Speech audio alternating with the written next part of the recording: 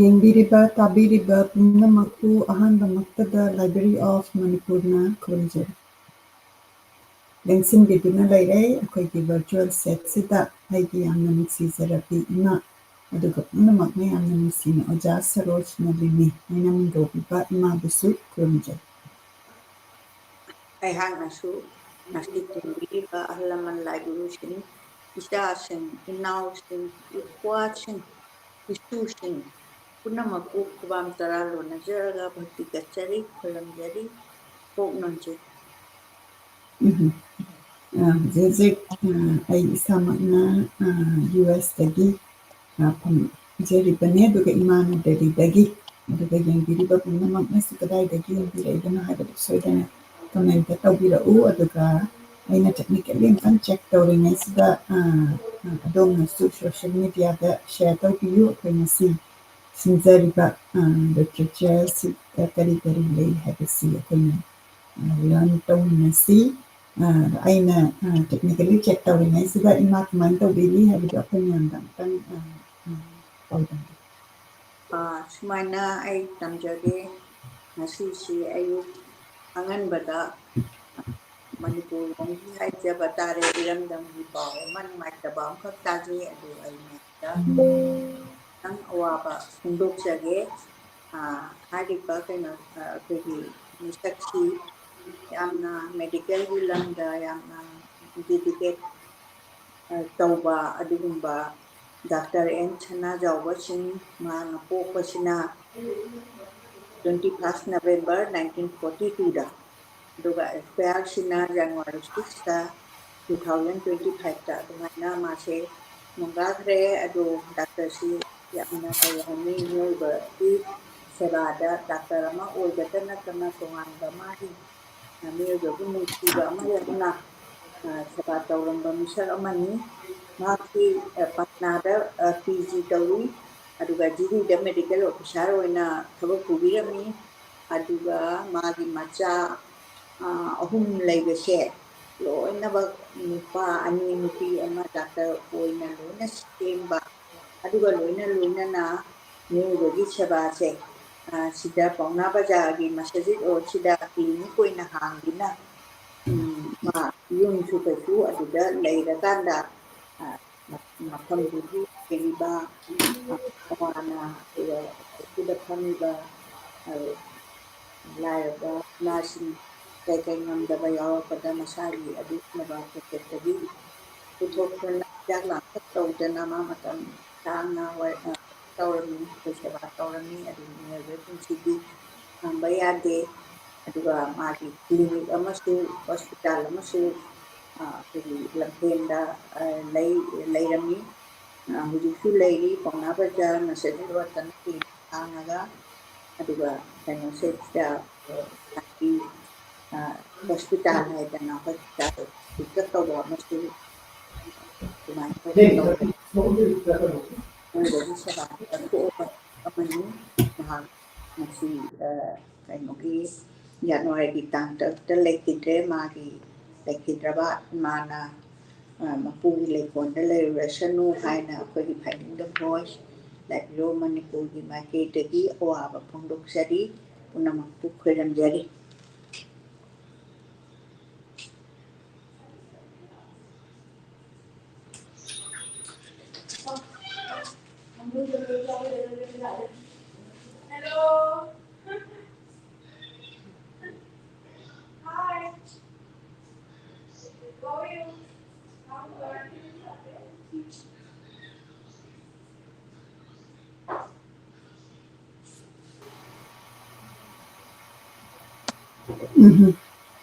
ꯃꯥꯅ ꯑꯩꯈꯣꯏꯒꯤ ꯅꯨꯡꯉꯥꯏꯇꯕ ꯐꯣꯡꯗꯣꯛꯄꯁꯤ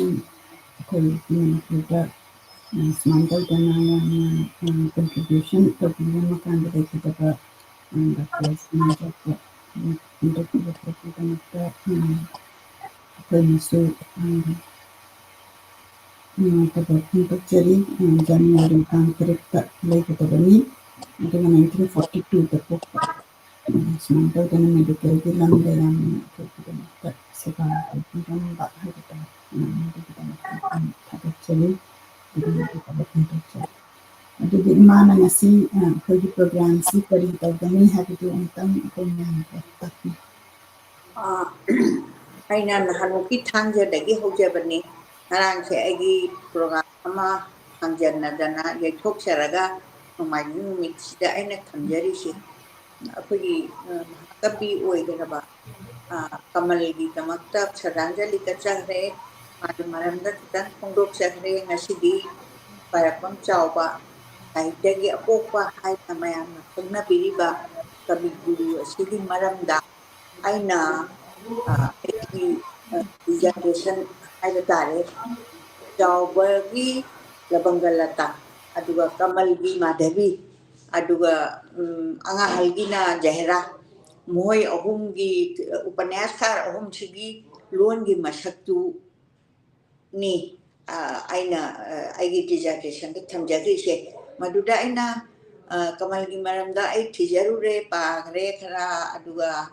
ꯆꯥꯎꯕꯒꯤ ꯃꯔꯝꯗ ꯃꯊꯪꯗ ꯑꯩ ꯊꯝꯖꯅꯤꯡꯉꯤ ꯀꯩꯒꯤꯅꯣꯗ ꯑꯩꯁꯦ ꯑꯃꯨꯛ ꯅꯧꯅ ꯀꯔꯤ ꯍꯥꯏꯅꯤ ꯏꯁꯤꯡ ꯑꯃꯨꯛ ꯆꯥꯏꯔꯀꯥꯟꯗ ꯍꯧꯒꯠꯂꯛꯄꯅꯦꯅ ꯑꯩꯅ ꯈꯟꯖꯔꯀꯥꯟꯗ ꯃꯁꯤꯅ ꯀꯕꯤ ꯆꯥꯎꯕꯒꯤ ꯃꯔꯝꯗ ꯑꯩꯅ ꯊꯤꯖꯤꯟꯖꯔꯨꯔꯀꯥꯟꯗ ꯑꯩꯒꯤ ꯗꯤꯖꯔꯇꯦꯁꯟꯁꯦ ꯄꯨꯊꯣꯛꯅꯕ ꯍꯣꯠꯅꯕꯗ ꯌꯥꯝ ꯐꯖꯕ ꯃꯥꯒꯤ ꯂꯥꯏꯐ ꯍꯤꯁꯇ꯭ꯔꯤ ꯀꯃꯥꯏꯅ ꯃꯣꯏꯅ ꯃꯅꯤꯄꯨꯔꯒꯤ ꯁꯥꯍꯤꯇ꯭ꯌꯒꯤ ꯁꯦꯕꯥꯁꯤ ꯇꯧꯔꯝꯃꯤ ꯍꯥꯏꯕꯅꯆꯤꯡꯕꯗꯨꯒꯤ ꯃꯔꯝꯗ ꯏꯔꯝꯕ ꯑꯩꯒꯤ ꯀꯩꯅꯣ ꯑꯃ ꯄꯦꯄꯔ ꯑꯃ ꯂꯩꯔꯝꯕꯒꯤ ꯃꯄꯥꯟꯗꯒꯤ ꯑꯩꯅ ꯉꯁꯤ ꯄꯥꯖꯒꯗꯧꯔꯤꯕꯅꯤ ꯄꯦꯄꯔꯁꯦ ꯌꯥꯝꯅ ꯀꯨꯏꯔꯕ ꯍꯥꯏꯕꯗꯤ ꯑꯩꯅ ꯑꯦꯝ ꯐꯤꯜ ꯇꯧꯕꯗꯨ 90ꯒ ꯀꯩꯅꯣꯗꯅꯤ 89 ꯑꯗꯨꯋꯥꯏꯗꯒꯤ ꯂꯥꯡꯉꯛꯄꯗꯨꯅ 91ꯒ ꯌꯧꯔꯛꯄ ꯃꯇꯝꯗ ꯑꯗꯨꯋꯥꯏꯒꯤ ꯑꯦꯔꯤꯌꯥꯗ ꯑꯩꯈꯣꯏꯅ ꯗꯤꯖꯥꯔꯇꯦꯁꯟꯁꯦ ꯂꯥꯡꯈꯠꯄ ꯃꯇꯝꯗ ꯏꯖꯈꯤꯕ ꯈ꯭ꯋꯥꯏꯔꯥꯛꯄꯝ ꯆꯥꯎꯕꯒꯤ ꯋꯥꯔꯤ ꯃꯁꯤ ꯑꯩꯅ ꯃꯈꯣꯏꯒꯤ ꯌꯨꯝꯗꯒꯤ ꯆꯠꯂꯀꯥꯟꯗ ꯃꯐꯝꯗꯨꯗ ꯂꯩꯔꯝꯕ ꯃꯥꯒꯤ ꯃꯆꯥ ꯏꯕꯨꯡꯉꯣ ꯃꯇꯝꯗꯨꯗ ꯈ꯭ꯋꯥꯏꯔꯥꯛꯄꯝ ꯆꯥꯎꯕꯗꯤ ꯂꯩꯈꯤꯗ꯭ꯔꯦ ꯑꯗꯨꯒ ꯃꯆꯥꯅꯨꯄꯤ ꯑꯇꯣꯝꯕꯤꯁꯦ ꯑꯩꯒ ꯌꯥꯝꯅ ꯂꯨꯅ ꯇꯤꯟꯅꯔꯛꯄ ꯁꯨꯍꯥꯁꯤꯅꯤ ꯀꯧꯏ ꯈ꯭ꯋꯥꯏꯔꯥꯛꯄꯝ ꯁꯨꯍꯥꯁꯤꯅꯤ ꯑꯗꯨꯒ ꯃꯥꯒꯤ ꯃꯆꯦꯁꯤꯅ ꯑꯃꯨꯛ ꯑꯣꯖꯥ ꯅꯨꯡꯁꯤꯇꯣꯝꯕꯤ ꯍꯥꯏꯗꯅ ꯑꯩꯈꯣꯏꯅ ꯇꯤꯖꯤꯗ ꯇꯝꯃꯛꯄ ꯃꯇꯝꯗ ꯑꯩꯈꯣꯏꯅ ꯀ꯭ꯂꯥꯁ 7 ꯀꯥꯔꯛꯄ ꯃꯇꯝꯗ ꯑꯩꯈꯣꯏ ꯀ꯭ꯂꯥꯁ ꯂꯧꯕꯤꯔꯝꯃꯤ ꯑꯗꯨꯃꯥꯏꯅ ꯇꯧꯗꯅ ꯑꯩꯈꯣꯏꯁꯦ ꯊꯤꯒꯠꯂꯨꯕ ꯃꯇꯝꯗꯁꯨ ꯑꯩꯉꯣꯟꯗ ꯀꯥ ꯍꯦꯟꯅ ꯋꯥꯅ ꯊꯣꯛꯈꯤꯗꯦ ꯑꯗꯨꯒ ꯂꯕꯪꯒ ꯂꯇꯥꯗ ꯇꯥꯔꯤꯕ ꯂꯣꯟꯒꯤ ꯃꯁꯛꯇꯨꯗꯤ ꯂꯕꯪꯒ ꯂꯇꯥꯒꯤ ꯂꯥꯏꯔꯤꯛꯇꯨꯗꯒꯤ ꯂꯧꯊꯣꯛꯄꯅꯤ ꯑꯗꯨꯒ ꯈ꯭ꯋꯥꯏꯔꯥꯛꯄꯝ ꯆꯥꯎꯕꯒꯤ ꯋꯥꯔꯤꯁꯤꯅ ꯃꯈꯣꯏꯗꯒꯤ ꯗꯇꯥ ꯀꯂꯦꯛ ꯇꯧꯔꯨꯔꯒ ꯁꯥꯒꯠꯆꯕ ꯑꯗꯨꯒꯨꯝꯕ ꯋꯥꯔꯤꯅꯤ ꯑꯩꯅ ꯃꯤꯌꯥꯝꯗ ꯊꯝꯖꯒꯗꯧꯔꯤꯕꯁꯦ ꯁꯤꯔꯤ ꯈ꯭ꯋꯥꯏꯔꯥꯛꯄꯝ ꯆꯥꯎꯕ ꯁꯤꯡꯍꯒꯤ ꯁꯝꯂꯞꯄ ꯄꯨꯟꯁꯤ ꯋꯥꯔꯤ ꯍꯥꯏꯅ ꯃꯤꯡꯊꯣꯟꯖꯔꯝꯃꯦ ꯁꯤꯔꯤ ꯈ꯭ꯋꯥꯏꯔꯥꯛꯄꯝ ꯆꯥꯎꯕ ꯁꯤꯡꯍ 1995 ꯐꯥꯏꯔꯦꯟꯒꯤ 9ꯅꯤ ꯄꯥꯟꯕ ꯁꯒꯣꯜꯁꯦꯟ ꯅꯨꯃꯤꯠꯇ ꯄꯣꯛꯈꯤ ꯑꯩ ꯁꯨꯝ ꯍꯧꯖꯤꯟꯖꯔꯦ ꯆꯥꯎꯕꯒꯤ ꯄꯟꯊꯧꯒꯤ ꯃꯤꯡꯅ ꯈ꯭ꯋꯥꯏꯔꯥꯛꯄꯝ ꯃꯨꯛꯇꯥ ꯁꯤꯡ ꯑꯃꯁꯨꯡ ꯄꯂꯦꯝꯒꯤ ꯃꯤꯡꯅ ꯊꯥꯕꯜ ꯂꯩꯃ ꯀꯧꯏ ꯑꯄꯣꯛꯄꯤꯒꯤ ꯁꯤꯟꯐꯝꯗꯤ ꯑꯄꯣꯛꯄꯒꯤ ꯁꯤꯟꯐꯝꯅ ꯅꯠ ꯄꯥꯂꯥꯒꯤ ꯏꯁꯩ ꯁꯛꯄꯅꯤ ꯍꯥꯏꯗꯤ ꯃꯇꯝꯗꯨꯗ ꯑꯩꯈꯣꯏꯒꯤ ꯍꯤꯟꯗꯨ ꯙꯔꯃ ꯀꯟꯅ ꯆꯜꯂꯛꯄ ꯑꯗꯨꯒ ꯕꯩꯁꯅꯣꯕꯤꯖꯝ ꯁ꯭ꯔꯤ ꯀ꯭ꯔꯤꯁꯅꯒꯤ ꯑꯗꯨꯒꯨꯝꯕ ꯅꯃꯥꯃꯤꯇ꯭ꯔ ꯁꯣꯜꯂꯛꯄ ꯃꯇꯝꯅꯤ ꯑꯄꯣꯛꯄꯤꯒꯤ ꯁꯤꯟꯐꯝꯅ ꯐꯤꯁꯥ ꯂꯣꯟꯁꯥ ꯇꯧꯕꯒ ꯂꯣꯏꯅꯅ ꯏꯃꯨꯡ ꯃꯅꯨꯡꯒꯤ ꯊꯕꯛꯁꯨ ꯄꯨꯕꯤꯅꯤ ꯃꯇꯝꯗꯨꯒꯤ ꯅꯨꯄꯤꯁꯤꯡꯁꯤꯅ ꯏꯃꯨꯡ ꯃꯅꯨꯡꯒꯤ ꯊꯕꯛ ꯄꯨꯕ ꯐꯤꯁꯥ ꯂꯣꯟꯁꯥ ꯇꯧꯕ ꯑꯗꯒꯤ ꯐꯧ ꯆꯦꯡ ꯇꯥꯏꯕ ꯅꯨꯄꯤꯁꯤꯡꯁꯦ ꯁꯨꯡꯂꯦꯞ ꯂꯦꯞꯇꯕ ꯍꯧꯖꯤꯛꯅ ꯊꯕꯛ ꯏꯪꯈꯥꯡ ꯇꯧꯔꯛꯇꯅ ꯃꯥꯒꯤ ꯁꯤꯟꯐꯝꯗ ꯆꯠꯂꯒ ꯑꯣꯖꯥ ꯑꯣꯏꯕꯅ ꯑꯣꯏꯕ ꯑꯗꯒꯤ ꯁꯤꯟꯐꯝ ꯈꯨꯗꯤꯡꯃꯛꯇ ꯂꯩꯔꯕ ꯑꯑꯣꯟꯕꯁꯦ ꯄꯂꯦꯝ ꯄꯟꯊꯧ ꯑꯅꯤꯃꯛ ꯒꯧꯔ ꯙꯔꯃ ꯆꯦꯠꯅ ꯊꯥꯖꯕ ꯑꯃꯁꯨꯡ ꯂꯩꯕꯥꯛꯀꯤ ꯍꯧꯅ ꯂꯣꯟꯆꯠ ꯅꯤꯡꯊꯤꯖꯅ ꯈꯪꯕ ꯃꯤꯅꯤ ꯄꯂꯦꯝ ꯄꯟꯊꯧ ꯑꯩꯒꯤ ꯏꯃꯥ ꯏꯄꯥ ꯑꯅꯤꯁꯦ ꯃꯈꯣꯏꯒꯤ ꯁꯤ ꯃꯆꯤꯟ ꯃꯧꯄ꯭ꯋꯥ ꯀꯩꯅꯣꯅꯤ ꯅꯤꯡꯊꯤꯖꯅ ꯈꯪꯕ ꯃꯤꯅꯤ ꯆꯥꯎꯕꯅ ꯃꯆꯤꯟ ꯃꯧꯄ꯭ꯋꯥꯗ ꯄꯣꯛꯈꯤ ꯃꯄꯥ ꯃꯃꯥ ꯑꯅꯤꯅ ꯅꯨꯃꯤꯠ ꯊꯥ ꯌꯦꯡꯕꯒꯨꯝꯅ ꯃꯆꯤꯟ ꯃꯧꯄ꯭ꯋꯥ ꯑꯅꯤꯕꯨ ꯆꯥꯎꯕꯒꯤ ꯃꯃꯥ ꯃꯄꯥꯅ ꯌꯦꯡꯕꯒꯨꯝ ꯌꯦꯡꯖꯈꯤ ꯃꯆꯥꯗꯨ ꯇꯥꯡꯅ ꯐꯪꯖꯕ ꯆꯥꯎꯕꯒꯤ ꯂꯥꯏꯕꯛ ꯊꯤꯕꯅ ꯃꯁꯥꯒꯤ ꯆꯍꯤ 5 ꯁꯨꯔꯛꯄꯗ ꯑꯄꯣꯛꯄ ꯀꯥꯏꯅꯈꯤ ꯑꯗꯨꯕꯨ ꯄꯂꯦꯝ ꯃꯃꯥꯅ ꯃꯄꯥ ꯂꯩꯇꯦ ꯈꯟꯈꯤꯅꯤ ꯍꯥꯏꯕꯗꯒꯤ ꯃꯆꯥꯒꯤ ꯑꯋꯥꯠ ꯑꯄꯥ ꯂꯩꯇꯅꯕ ꯑꯃꯗꯤ ꯃꯅꯤꯡ ꯊꯨꯡꯅꯅꯕ ꯍꯣꯠꯅꯈꯤ Tasengnamak chawbabu pokpi mama thaballeima ase chubanomba kanbi lakshin chawbi thona leibi amasung khangba kanbi meitei nupi amani lairik haijatrabasu laisu khangbi nupini lairik haijatrabasu laisu khangba che lairik am hairagasu laisu khangdragadi miyoibana thanade laisu haibadi lairik tu da piriba yumban kaibalon adai nak yet ahal laman thachi khashi bebhar asoron punamakse laisu haina akoina kano oe khangnei maram asini matam chuppada masa chawbagi ta khandana leirami chawbu kadai de soki gede ke haibagi mukup nahum singduna leibana mamagi maru oiba mathaudang oirami chawba angang oiringai dagi hona mama mapana haiba inba angang ama oina so horak mahangna gyan tarakpada mapa leiramdabadagi nungaitaba awatpa kaya adu kaidongoidasu mamada khanghankhide punamak asigi mathakta momon nokpa amasung nolukpa maithong adutabu mamana uki mamana haiba takpa khudingmak chawbana tokpa leikhide mamagi wa mapagi oina khanki mapagi su oina khanki Sri chawbana lairik tamba horakpada thamaibangi LP school amadagini mahangna ahanba bangla londa lairik tamba hoki ahamada bangla londa bangali sina hana lakpani santidas lakpani dhamma sandopani aduga lonchu aikoi ahambada lairik laisu se akoi oina tamamdaba aduna bangla londa maitai longi vernacular lairamde matamduda bangla gi mayek sina tauraganda bangla lon do adum tamba bangla lon chu adum tambi bagi akoi kan matamda chu adum khangjarai masida mahaki thamoida yamna nuaitaba ama phauki maram masidagi mahakna sastra ama oina waring chairing nibandha na singba ese habani kaya iba hoki masiga loinana mitra samiti na singba sangsang kaya su sambasti mana akoi gi lon che nathai dun thambasi dani mana mathai yam chakri se aduga lamdam asigi oina watuna leiriba tamnanaba maitai longi lari chepong na singba kaya pong na hotnaki adubu matam aduda manipurda lari namnaba sapa khana leiramdaba lari iraga pong na bagi awaba kaya mayok naramba makhoina iba waring chaireng singado khutna ithok laga puthok na basu khutnarab matam gida maduda changadaba senphamsing aduna makhoi masena semiti haibadi hairiba sangsanduna puthoknarame paisa khainaraga sen khaibada thengnakhiba awaba du panduna mahangna iramba phagi gi oibe sereng mati ama makhada pijari meeting parengi chanda devi swai di meeting si am tauraganda akoi paisa khaiba matamdadi akoi kano oibado chanda devi swai di akoi paisa khaiba matamdadi mi singse leinajabanina adugi dudamana phagi oina sairengke irambani asumna chawbana satra oina mama longi seba tawba horaki akoi saitegi seba si mama longi mahakna class 9 loiraba matungda Shillong Sarkari School amada Pravesika tamki Shillong daga tamamimi akoiji Assam da Shillong da Isingama chamapan tara nipanda amuk Kolkata Bishabidalogi Pravesika entrance parikha pass tauki masigi mathangda Kolkata da IA mutamki IA she kuji Pre University ka hari she akointa mai she adura mana IA high intermediate haiba adubu Maraiba Tibana I Lucian Bangam the Duna Manipura Toglami Madu second World War Guy Hibrakano Tobagi Kanoni Saruni Sawana Silong the Sahiama Adua Calcata the Sahi and Nipuna Mapanda Sahi Home Laidu Badagi Panglak Palox Punama Mama Lundi Seba Toba the Katoki Mahagna Calcata the Lady da Bangla Sahitegi Lariking Maning Tamna Pajay Kudung Jaba Punky, Asuna Sai, Taki Larry King Pabatan Natana, Atai Hiram Kayagi Larry King Sumahana Nainaki. Jahi Anirong Calcata, the Lairura Banina, Mahak Bangla Saitya Amadi, Sanchi Saitya Mamutana, Nainarami. ควายความเจ้าว่าโอจามาอวยนำไม้ปักที่แบบไม่ชักมันนี่มหากิจจำบะเราทุบเราก็เลยแต่บะพวกเจ้าละมาดิมุนโนก็ไม่ทงอามาดินุชีให้บะว่างางชิงนะชาตรชิงนะมากิปุ่นึงชาตรชิงกิปุ่นึงชุมหัดกิมากิว่างางช่างอ่ะดูกันตัมบีบะคุตัมบีมาเรื่องมาชินะชาตรนายาบะโอจามาอวยขี้ใครความเจ้าว่าไม่ปากระบบจะมาอวยบักลุยเนี่ยนะเลยปากนะชักขังระบาดใช้เด็กการอามาสุไปรักว่าจะอวยบัดกี้เล่มอัปมาตั้มปุ่นมาใช้เตี้ยมาสุนสมาธิเสบาตาวดูนั่นเลี้ยงกี้มาชิกาลุยเนี่ยนะการิกุมมาตั้มตั้งหักช่างหลักบัดอิมุงมันนุ่งกิทับอินข้างนุ่งบัดสุมาเต็งปานี่ให้เนี่ยอดูก็การิกุมมาตั้มดาหลังจากปั๊บพี่ชาบะมามากีมาเต็งพังบัดอดูสุยาวให้เนี่ยชาวมหากิลุยเนบี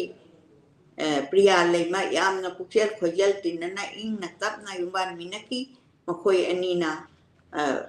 มาจากดีตระเด็ดพังยักษ์องค์ชุบมาจากดีนุปาอังคตังยาวมามิงนะกอริกวิชาวมาชานะอภบมีอามาอวยบกลุยนะอภบมาป้าอามาสุอวยกีมารามาดูนะมาจากสิงกิโลอินโคลมาติจานะทำละมิมหาki mahak mamo ibema si maibam Srimati ibem hal konjang bam ningol gi mot matung inna law dana paritariat lam dana kui lam chu kui pari mamuki changda ni gon chiam chau na thanamba chawrak na law sangam amarong chaw wai kon parinate ngakwi genni law sangam amarom chawa law sangam hai se pari amagi mari thokpagi amani masiga loina na macha singbu mahi masing tamhanduna matik chawa mi amama oina ba shukhanaram pharakwam chawagi mathakta i kribalari asigi manungda aina aigi dissertation oina lokhatchari balari ti labangalata hariba ऐतिहासिक उपन्यास asini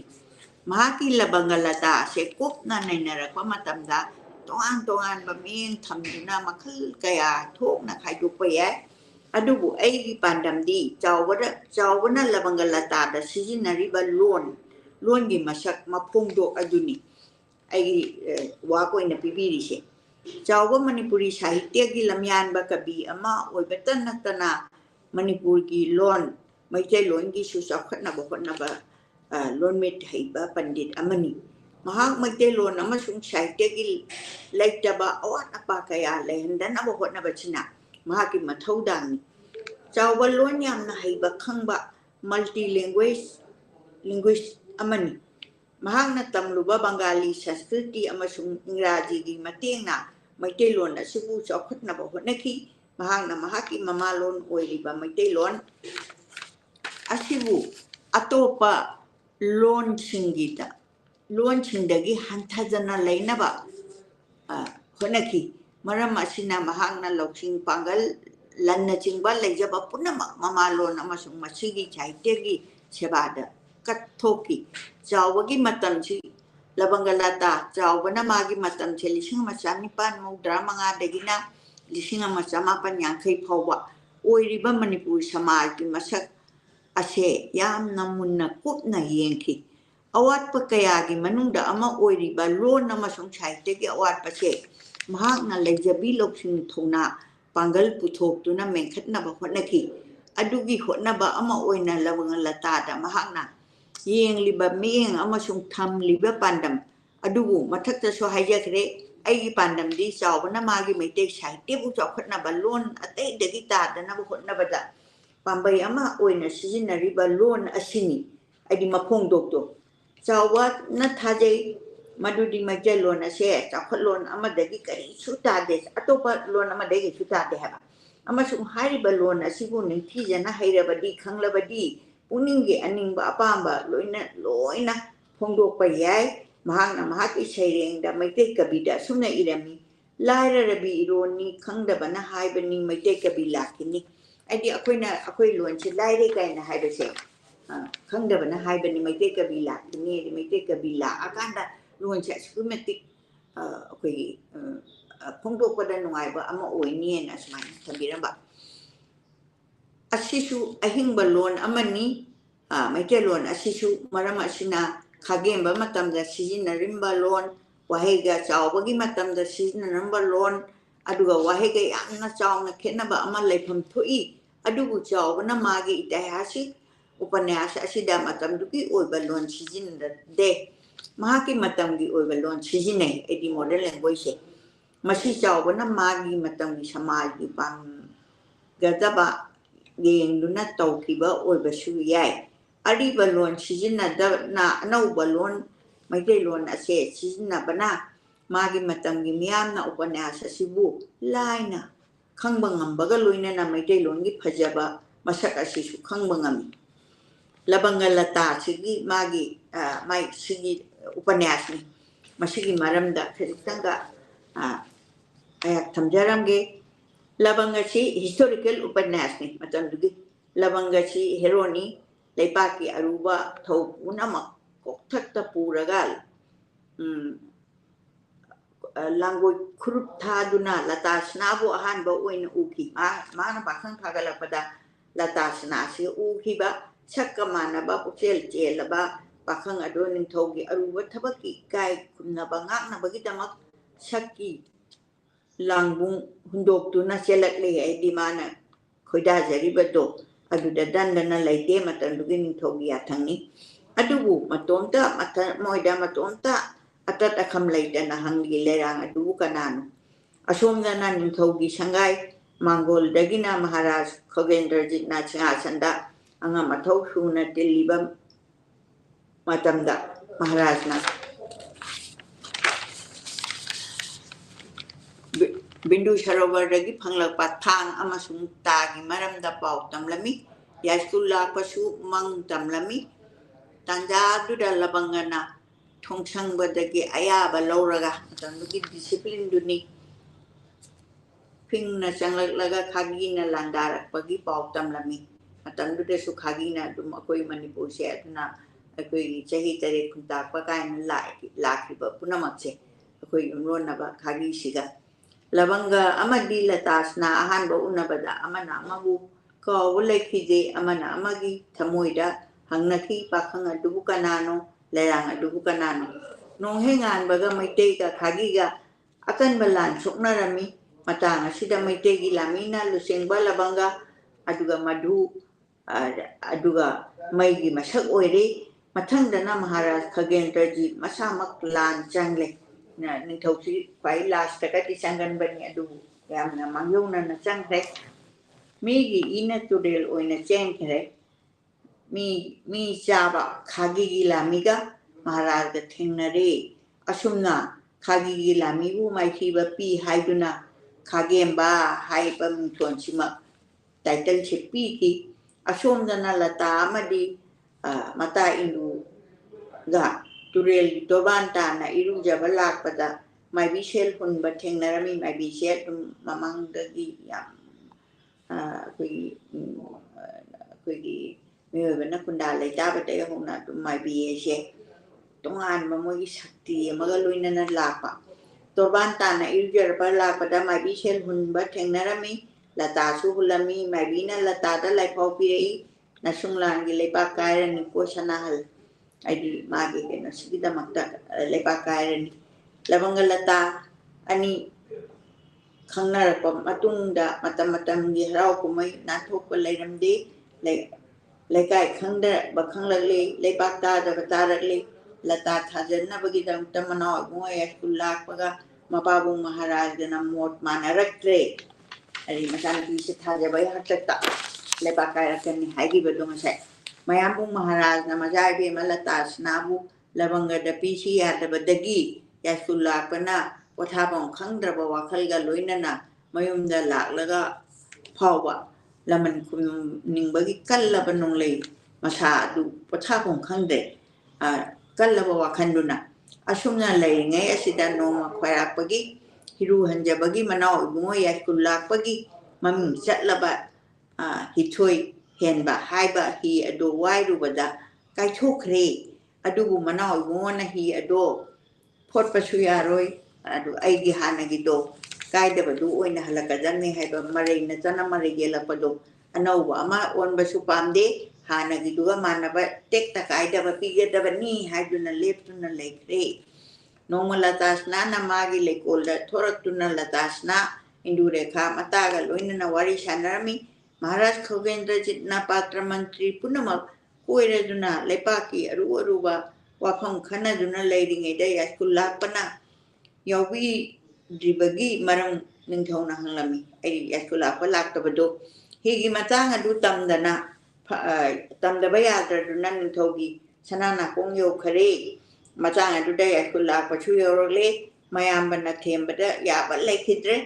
ꯑꯍꯟꯕꯁꯨ ꯄꯥꯝꯗꯦ ꯐꯣꯠꯄꯁꯨ ꯌꯥꯔꯣꯏ ꯍꯥꯟꯅꯒꯤꯗꯨ ꯆꯞ ꯃꯥꯟꯅꯅ ꯄꯤꯒꯗꯕꯅꯤ ꯍꯥꯏꯔꯕꯗ ꯅꯨꯃꯤꯠ ꯑꯗꯣ ꯌꯦꯠꯅꯗꯨꯅ ꯑꯗꯨꯝ ꯇꯣꯛꯂꯦ ꯌꯥꯏꯁꯀꯨꯜ ꯂꯥꯛꯄꯒꯤ ꯃꯔꯩ ꯑꯗꯣ ꯊꯤꯒꯠꯅꯔꯛꯄꯗ ꯂꯇꯥꯁꯅꯥ ꯊꯥꯖꯕꯒꯤ ꯃꯇꯥꯡ ꯑꯣꯏꯔꯝꯂꯦ ꯃꯌꯥꯝ ꯄꯨꯝꯅꯃꯛ ꯈꯪꯅꯔꯦ ꯂꯩꯕꯥꯛ ꯀꯥꯏꯕꯒꯤ ꯆꯥꯎꯔꯕ ꯃꯔꯝ ꯑꯃꯗꯤ ꯑꯣꯏꯔꯦ ꯂꯕꯪꯒꯅ ꯉꯥꯏꯍꯥꯛ ꯄꯣꯊꯥꯔꯒ ꯃꯄꯥꯜ ꯊꯣꯔꯛꯂꯦ ꯄꯨꯟꯁꯤꯒꯤ ꯑꯀꯟꯕ ꯂꯥꯟꯐꯝꯗ ꯊꯦꯡꯅꯈꯤꯕ ꯋꯥꯐꯝꯁꯤꯡ ꯅꯤꯡꯁꯤꯡꯂꯨꯕꯒ ꯃꯇꯣꯝꯇ ꯍꯥꯏꯖꯔꯛꯏ ꯏꯅꯤꯡꯊꯧꯅ ꯑꯩꯉꯣꯟꯗ ꯀꯔꯤ ꯍꯥꯏꯈꯤꯕ ꯑꯗꯨꯕꯨ ꯑꯩꯒꯤ ꯂꯇꯥꯕꯨ ꯅꯨꯡꯁꯤꯕꯒꯤ ꯄ꯭ꯔꯦꯝ ꯃꯥꯡꯒꯅꯤ ꯅꯤꯡꯗꯦ ꯂꯝꯕꯥꯟ ꯊꯤꯌꯥ ꯍꯖꯥꯔꯤꯒꯤ ꯏꯃꯨꯡ ꯊꯤꯌꯥ ꯍꯖꯥꯔꯤ ꯍꯥꯏꯕ ꯑꯁꯦ ꯂꯝꯕꯥꯟ ꯈꯨꯟꯗ ꯃꯆꯤꯟ ꯆꯠꯄ ꯃꯤ ꯑꯃꯅꯤ ꯃꯈꯣꯏ ꯃꯆꯤꯟ ꯃꯅꯥꯎ 3 ꯄꯣꯛꯏ ꯑꯍꯟ ꯑꯗꯨꯅ ꯅꯤꯡꯊꯧ ꯈꯜꯂꯤ ꯑꯇꯣꯝꯕꯗꯨꯅ ꯌꯥꯏꯁꯀꯨꯜ ꯂꯥꯛꯄꯒꯤ ꯃꯅꯥꯏ ꯑꯁꯥꯟꯕ ꯑꯣꯏ ꯃꯍꯥꯛꯀꯤ ꯏꯃꯨꯡꯗ ꯍꯌꯦꯡꯗꯒꯤ ꯂꯥꯟ ꯆꯪꯒꯅꯤ ꯍꯥꯏꯕ ꯅꯨꯃꯤꯠ ꯑꯁꯤꯗ ꯑꯉꯝꯕ ꯄꯨꯝꯅꯃꯛ ꯇꯤꯜꯂꯗꯨꯅ ꯃꯥꯒꯤ ꯃꯣꯠ ꯐꯣꯡꯗꯣꯛꯅꯗꯨꯅ ꯋꯥꯔꯤ ꯁꯥꯟꯅꯔꯗꯨꯅ ꯂꯩꯔꯝꯃꯤ ꯌꯥꯏꯁꯀꯨꯜ ꯂꯥꯛꯄꯅ ꯃꯌꯥꯝꯕꯒꯤ ꯃꯐꯝꯗ ꯂꯥꯟꯒꯤ ꯄꯥꯇ꯭ꯔ ꯀꯜꯂꯛꯏ ꯄꯥꯇ꯭ꯔ ꯍꯥꯏꯗꯤ ꯕꯥꯔꯇꯣꯟꯅꯤ ꯄꯥꯇ꯭ꯔ ꯀꯜꯂꯛꯏ ꯍꯌꯦꯡꯒꯤ ꯅꯨꯡꯊꯤꯜ ꯄꯨꯡ 5 ꯇꯥꯕꯗ ꯁꯅꯥ ꯀꯣꯅꯨꯡꯗ ꯂꯥꯟ ꯆꯪꯅꯕ ꯖꯇ꯭ꯔꯥ ꯇꯧꯒꯅꯤ ꯍꯥꯏꯔꯛꯏ ꯃꯍꯥꯔꯥꯖꯒꯤ ꯑꯁꯥꯎꯕ ꯃꯥꯡꯑꯣꯏꯅꯔꯗꯨꯅ ꯊꯥꯡ ꯈꯧꯕꯣꯝꯕ ꯄꯥꯏꯔꯗꯨꯅ ꯊꯥꯡꯒꯤ ꯖꯒꯣꯏ ꯁꯥꯔꯤ ꯃꯤꯒꯤ ꯏꯅ ꯁꯅꯥ ꯀꯣꯅꯨꯡ ꯄꯨꯝꯕ ꯄꯨꯡꯉꯥꯡ ꯉꯥꯡꯂꯝꯃꯤ ꯌꯥꯏꯁꯀꯨꯜ ꯂꯥꯛꯄ ꯀꯁꯥꯔꯗ ꯆꯦꯟꯈ꯭ꯔꯕ ꯃꯇꯨꯡ ꯅꯣꯡꯃ ꯀꯣꯟꯕꯗ ꯁꯅꯥ ꯀꯣꯅꯨꯡꯗ ꯗꯔꯕꯥꯔ ꯐꯝꯂꯦ ꯃꯍꯥꯔꯥꯖꯒꯤ ꯁꯅꯥ ꯃꯥꯏꯊꯣꯡ ꯎꯕꯗ ꯀꯅꯥ ꯑꯃꯠꯇꯅ ꯋꯥ ꯍꯧꯗꯣꯛꯄ ꯉꯝꯈꯤꯗꯔꯦ ꯃꯅꯥꯎ ꯏꯕꯨꯡꯉꯣꯅ ꯂꯇꯥꯁꯅꯥ ꯂꯩꯇ꯭ꯔꯦ ꯍꯥꯏꯕ ꯇꯝꯂꯕꯗ ꯁꯅꯥ ꯀꯣꯅꯨꯡ ꯑꯗꯣ ꯃꯔꯥꯡ ꯇꯧꯅꯔꯛꯂꯤ ꯀꯁꯥꯔꯒꯤ ꯔꯥꯝꯄꯨꯔꯗ ꯑꯄꯤꯛꯄ ꯈꯥꯡꯄꯣꯛꯁꯪ ꯑꯃꯗ ꯐꯝꯗꯨꯅ ꯆꯤꯟꯇꯥ ꯇꯧꯗꯨꯅ ꯐꯝꯂꯤ ꯂꯥꯟꯗꯁꯨ ꯃꯥꯏꯊꯤꯔꯦ ꯍꯤꯔꯨ ꯍꯟꯖꯕ ꯍꯥꯠꯇꯕ ꯌꯥꯗ꯭ꯔꯦ ꯑꯁꯨꯝꯅ ꯂꯥꯡꯇꯛꯅꯔꯕ ꯌꯥꯏꯁꯀꯨꯜ ꯂꯥꯛꯄꯒꯤ ꯄꯨꯛꯅꯤꯡꯕꯨ ꯂꯇꯥꯒꯤ ꯐꯖꯔꯕ ꯋꯥꯍꯩꯅ ꯃꯄꯥꯡꯒꯜ ꯍꯥꯞꯈꯤ ꯂꯕꯪꯒ ꯑꯃꯁꯨꯡ ꯅꯕꯤꯟ ꯑꯁꯨꯝ ꯃꯥꯡꯗ ꯍꯧꯈꯤꯕ ꯊꯧꯗꯣꯛ ꯃꯌꯥꯝ ꯃꯊꯪ ꯅꯤꯡꯁꯤꯡꯅꯔꯤ ꯅꯕꯤꯟ ꯍꯥꯏꯕꯗꯨꯗꯤ ꯏꯟꯗꯨꯔꯦꯈꯥꯒ ꯃꯔꯤ ꯂꯩꯅꯕ ꯅꯨꯄꯥ ꯑꯗꯨꯅꯤ ꯂꯕꯪꯒꯅ ꯅꯕꯤꯟꯒꯤ ꯑꯁꯦꯡꯕ ꯄꯔꯤꯆꯣꯏ ꯈꯪꯂꯕ ꯃꯇꯨꯡꯗ ꯏꯟꯗꯨꯔꯦꯈꯥꯁꯨ ꯂꯇꯥꯒ ꯂꯣꯏꯅꯅ ꯂꯥꯛꯂꯦ ꯍꯥꯏꯅ ꯇꯝꯊꯣꯛꯂꯦ ꯃꯄꯥꯕꯨꯡ ꯏꯕꯨꯡꯉꯣ ꯈ꯭ꯋꯥꯏꯔꯥꯛꯄꯝ ꯃꯆꯥ ꯂꯩꯇꯕꯒꯤ ꯑꯋꯥꯕ ꯃꯩꯆꯥꯛ ꯈꯥꯡꯕ ꯉꯝꯗ꯭ꯔꯗꯨꯅ ꯀꯁꯥꯔꯗ ꯃꯆꯥꯒꯤ ꯈꯣꯡꯒꯨꯜ ꯂꯤꯕ ꯆꯠꯂꯒꯦ ꯂꯦꯞꯂꯦ ꯃꯗꯨꯒꯤ ꯃꯃꯥꯡꯗ ꯀꯁꯥꯔꯒꯤ ꯅꯤꯡꯊꯧꯗ ꯆꯤꯊꯤ ꯑꯃ ꯄꯤꯔꯝꯃꯤ ꯃꯔꯝꯗꯤ ꯌꯥꯏꯁꯀꯨꯜ ꯂꯥꯛꯄꯕꯨ ꯆꯪꯖꯐꯝ ꯄꯤꯐꯗꯦ ꯄꯤꯔꯝꯕ ꯊꯣꯛꯂꯕꯗꯤ ꯂꯥꯟꯗꯥꯔꯛꯀꯅꯤ ꯍꯥꯏꯅ ꯁꯨꯃꯥꯏꯅ ꯃꯣꯏꯒꯤ ꯃꯅꯨꯡꯒꯤ ꯐꯠꯇꯕ ꯀꯔꯤ ꯀꯔꯥ ꯂꯧꯁꯤꯡ ꯃꯌꯥꯝꯗꯨ ꯂꯥꯛꯑꯦ ꯀꯁꯥꯔ ꯅꯤꯡꯊꯧꯅ ꯈꯜꯂꯕ ꯃꯇꯨꯡꯗ ꯁꯥꯅꯣꯡꯕ ꯌꯥꯏꯁꯀꯨꯜ ꯃꯅꯤꯄꯨꯔꯗ ꯊꯣꯛꯈꯤꯅꯕ ꯍꯥꯏꯔꯦ ꯃꯌꯥꯝꯕꯒꯤ ꯃꯐꯝꯗ ꯁꯥꯅꯣꯡꯕꯅ ꯍꯤꯔꯨ ꯍꯟꯖꯕ ꯄꯤꯔꯦ ꯅꯤꯡꯊꯧꯅ ꯂꯕꯪꯒ ꯑꯅꯤꯃꯛꯄꯨ ꯋꯥꯔꯤ ꯋꯥꯇꯥꯏ ꯁꯥꯟꯅꯕ ꯂꯣꯏꯔꯒ ꯂꯥꯟꯒꯤꯗꯃꯛ ꯁꯦꯝ ꯁꯥꯈꯔꯦ ꯇꯧꯕꯨꯜꯗꯅ ꯃꯍꯥꯔꯥꯖ ꯈꯧꯒꯦꯟꯗ꯭ꯔꯖꯤꯠꯀꯤ ꯂꯥꯝꯕꯟ ꯁꯥꯔꯦ ꯉꯥꯏꯈꯣꯡꯗꯅ ꯌꯥꯏꯁꯀꯨꯜ ꯂꯥꯛꯄꯒꯤ ꯇꯦꯡꯒꯣꯜ ꯉꯥꯏꯈꯤ ꯑꯅꯤꯒꯤ ꯑꯀꯟꯕ ꯂꯥꯟ ꯊꯦꯡꯅꯔꯦ ꯂꯥꯟꯐꯝꯗ ꯂꯕꯪꯒ ꯇꯨꯈꯔꯦ ꯌꯥꯏꯁꯀꯨꯜ ꯂꯥꯛꯄꯅ ꯅꯣꯡꯁꯥꯒꯨꯝꯅ ꯐꯨꯖꯤꯜꯂꯛꯂꯦ ꯌꯥꯏꯁꯀꯨꯜ ꯂꯥꯛꯄꯁꯨ ꯂꯥꯟꯐꯝ ꯑꯁꯤꯗ ꯇꯨꯔꯦ ꯑꯁꯣꯝꯗ ꯅꯕꯤꯟꯅ ꯀꯨꯟꯖꯂꯇꯥ ꯑꯃꯗꯤ ꯑꯇꯩ ꯄ꯭ꯔꯖꯥꯁꯤꯡ ꯔꯥꯃꯥꯌꯣꯟ ꯂꯤꯗꯨꯅ ꯇꯥꯍꯜꯂꯤ ꯃꯇꯝꯗ ꯔꯥꯃꯥꯟꯗꯤ ꯆꯪꯉꯛꯑꯕ ꯑꯃꯁꯨꯡ ꯄꯣꯊꯥꯍꯜꯂꯝꯃꯤ ꯇꯧꯕꯨꯜꯒꯤ ꯂꯥꯟ ꯂꯣꯏꯔꯕꯗ ꯃꯍꯥꯔꯥꯖ ꯈꯧꯒꯦꯟꯗ꯭ꯔ ꯑꯃꯗꯤ ꯃꯅꯥꯎ ꯏꯕꯨꯡꯉꯣ ꯈ꯭ꯋꯥꯏꯔꯥꯛꯄꯅꯆꯤꯡꯕ ꯃꯆꯥꯅꯨꯄꯤ ꯏꯕꯦꯝꯃꯒ ꯃꯄꯥꯕꯨꯡꯒ ꯊꯦꯡꯅꯔꯕꯗ ꯃꯄꯥꯕꯨꯡꯒꯤ ꯃꯐꯝꯗ ꯑꯁꯨꯝꯅ ꯕꯤꯗꯥꯏ ꯄꯤꯔꯛꯏ ꯑꯩꯍꯥꯛ ꯂꯨꯈ꯭ꯔꯥ ꯍꯥꯏꯕꯗꯨ ꯑꯣꯏꯖꯔꯦ ꯃꯄꯥꯒꯤ ꯃꯐꯝꯗ ꯂꯥꯟꯕꯒꯤ ꯗꯟꯗꯤ ꯐꯪꯂꯦ ꯏꯄꯨꯔꯣꯏꯕꯅꯁꯨ ꯑꯁꯨꯝ ꯊꯣꯛꯎ ꯍꯥꯏꯅ ꯑꯁꯨꯃꯥꯏꯅ ทุกให้ในอยากทั้งพิรัมเดรมณีปูดทุกชียดเรasumna upanyasi ki mingthol si kari ki kamaina piri noibu sawna magi dasi upanyas asigi maming labanga lata thonki labanga haibasina heroni lata haibasina heroine ni hariba mingthol ase wahi ane ase labanga lata ki apunba masak compound words ni ahan bagi wahi labanga haiba asina upanyas asigi nayak di hero oiba pakhang amagi mamingni aduga lata haibi asina upanyasa asigi naikai di heroine ba upanyasa asigi mingthol ase chi chawna yamna khallaba matungda tholamba mali upanyas ki mapung oiba patra nayak amasung naika gi maming lawduna tholamba aduna labanga haiba leibambi aduna lata haibi uri asina yetuna hobagum wari ase sagana bu honaki maram asina chawna upanyas asigi mingthol ase yamna khallaba matungda phajana tholami haiba yai aduna asumna haiba su yai upanyas ki wariga upanyas haibi novel duniko wariga upanyas asigi mingtholga yamna chane adubu longi oina yenglubadadi sanskrit wahi labanga amasung lata haiba wahi ani ase lawbagi muhuta mingtholgi oiba wahi oina lawba su yai adubu sanskrit wahi oina lawrammi basina di upanaska ke apamba wahi oiba tai asumna ngasai lai tu paruraga ta tholakpa knowledge ni mathakta su panjakhre madudi sawalon yamna haiba khangba misa amani maramasina mahakna magi upanyasa asida atoppa wareng serengi mahakna pamba mafam yengduna aningba phongdokpa ngamba chaba wai sizinaba ngamba kabini masigidamak chawbagi thoyokpa lon haibagi magunchu amani chawbagi labanga lata haiba itihasic upanyasa asidadi atai wareng singumna sanskrit amasung banglagi wahidamak marakta hapanatana atai ingrazina singba lon singgi wahi yaudi mahakna upanyasa asida sizinariba wahi wata asi yamna luba nate chumna miyamna matamdugi samajna ngangna balon amasu adumak sizine madugidagi samagi sanabi oina sanskriti amasung bangali gi wahi ngangba natraga ibada marakta thetuna ngangna ba natraga inaba dugi mamida mahaki upanyasa asidasu adumak tai khudam oina mahaku ashray pibiba adudagi laman khumnaba nubi angang punamak kananabagidamak maharaj khagendrajit na akhoi maitei tengola se tharakpani aduna maharaj khagendrajit ase akhoi kanoni yamna khagem haise khagendrajit ki mamingsini matawal sumna upanyascar asina matang gi oina chanagadaba mawong yengduna sanskrit amasung bangla wahi sizinai masina upanyas asigi masak asi yamna phajaba hengatngali chawbagi labanga lata da sizinariba wahi kaya mathakta su haijakhre madudi chawbana magi upanyas labanga lata haibasida sizinariba wahi wata ase yamna sami adum oinamak mahakna matang chana praman panthai tawba amadi matik chaba alankar leitingi alankar se sizinaduna phongdok ningba mapungning wakhal adu hena mayek sengna phongdok na hone khudama matang pijarabada nungsiba haiba ase wahaina haidok trabasu sargagi oiba lan amani yamna sengba holy oiba haibani masi leitabana prithvi ase nuaibagi mafam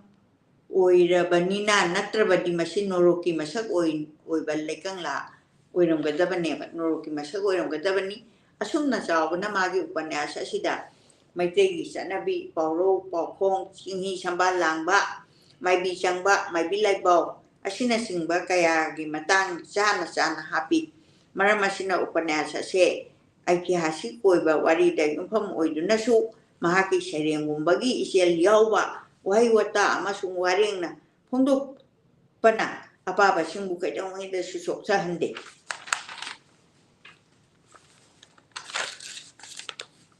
paraga hena paningba khalla ga hena khaningba ithillama apaba singna tattana pi ꯃꯁꯤ ꯎꯄꯅ꯭ꯌꯥꯁꯀꯥꯔꯒꯤ ꯂꯣꯟꯗꯥ ꯍꯩꯁꯤꯡꯕ ꯑꯃꯁꯨꯡ ꯃꯇꯥꯡ ꯆꯥꯅ ꯋꯥꯍꯩ ꯁꯤꯖꯤꯟꯅꯕ ꯉꯝꯕꯒꯤ ꯈꯨꯗꯝꯅꯤ꯫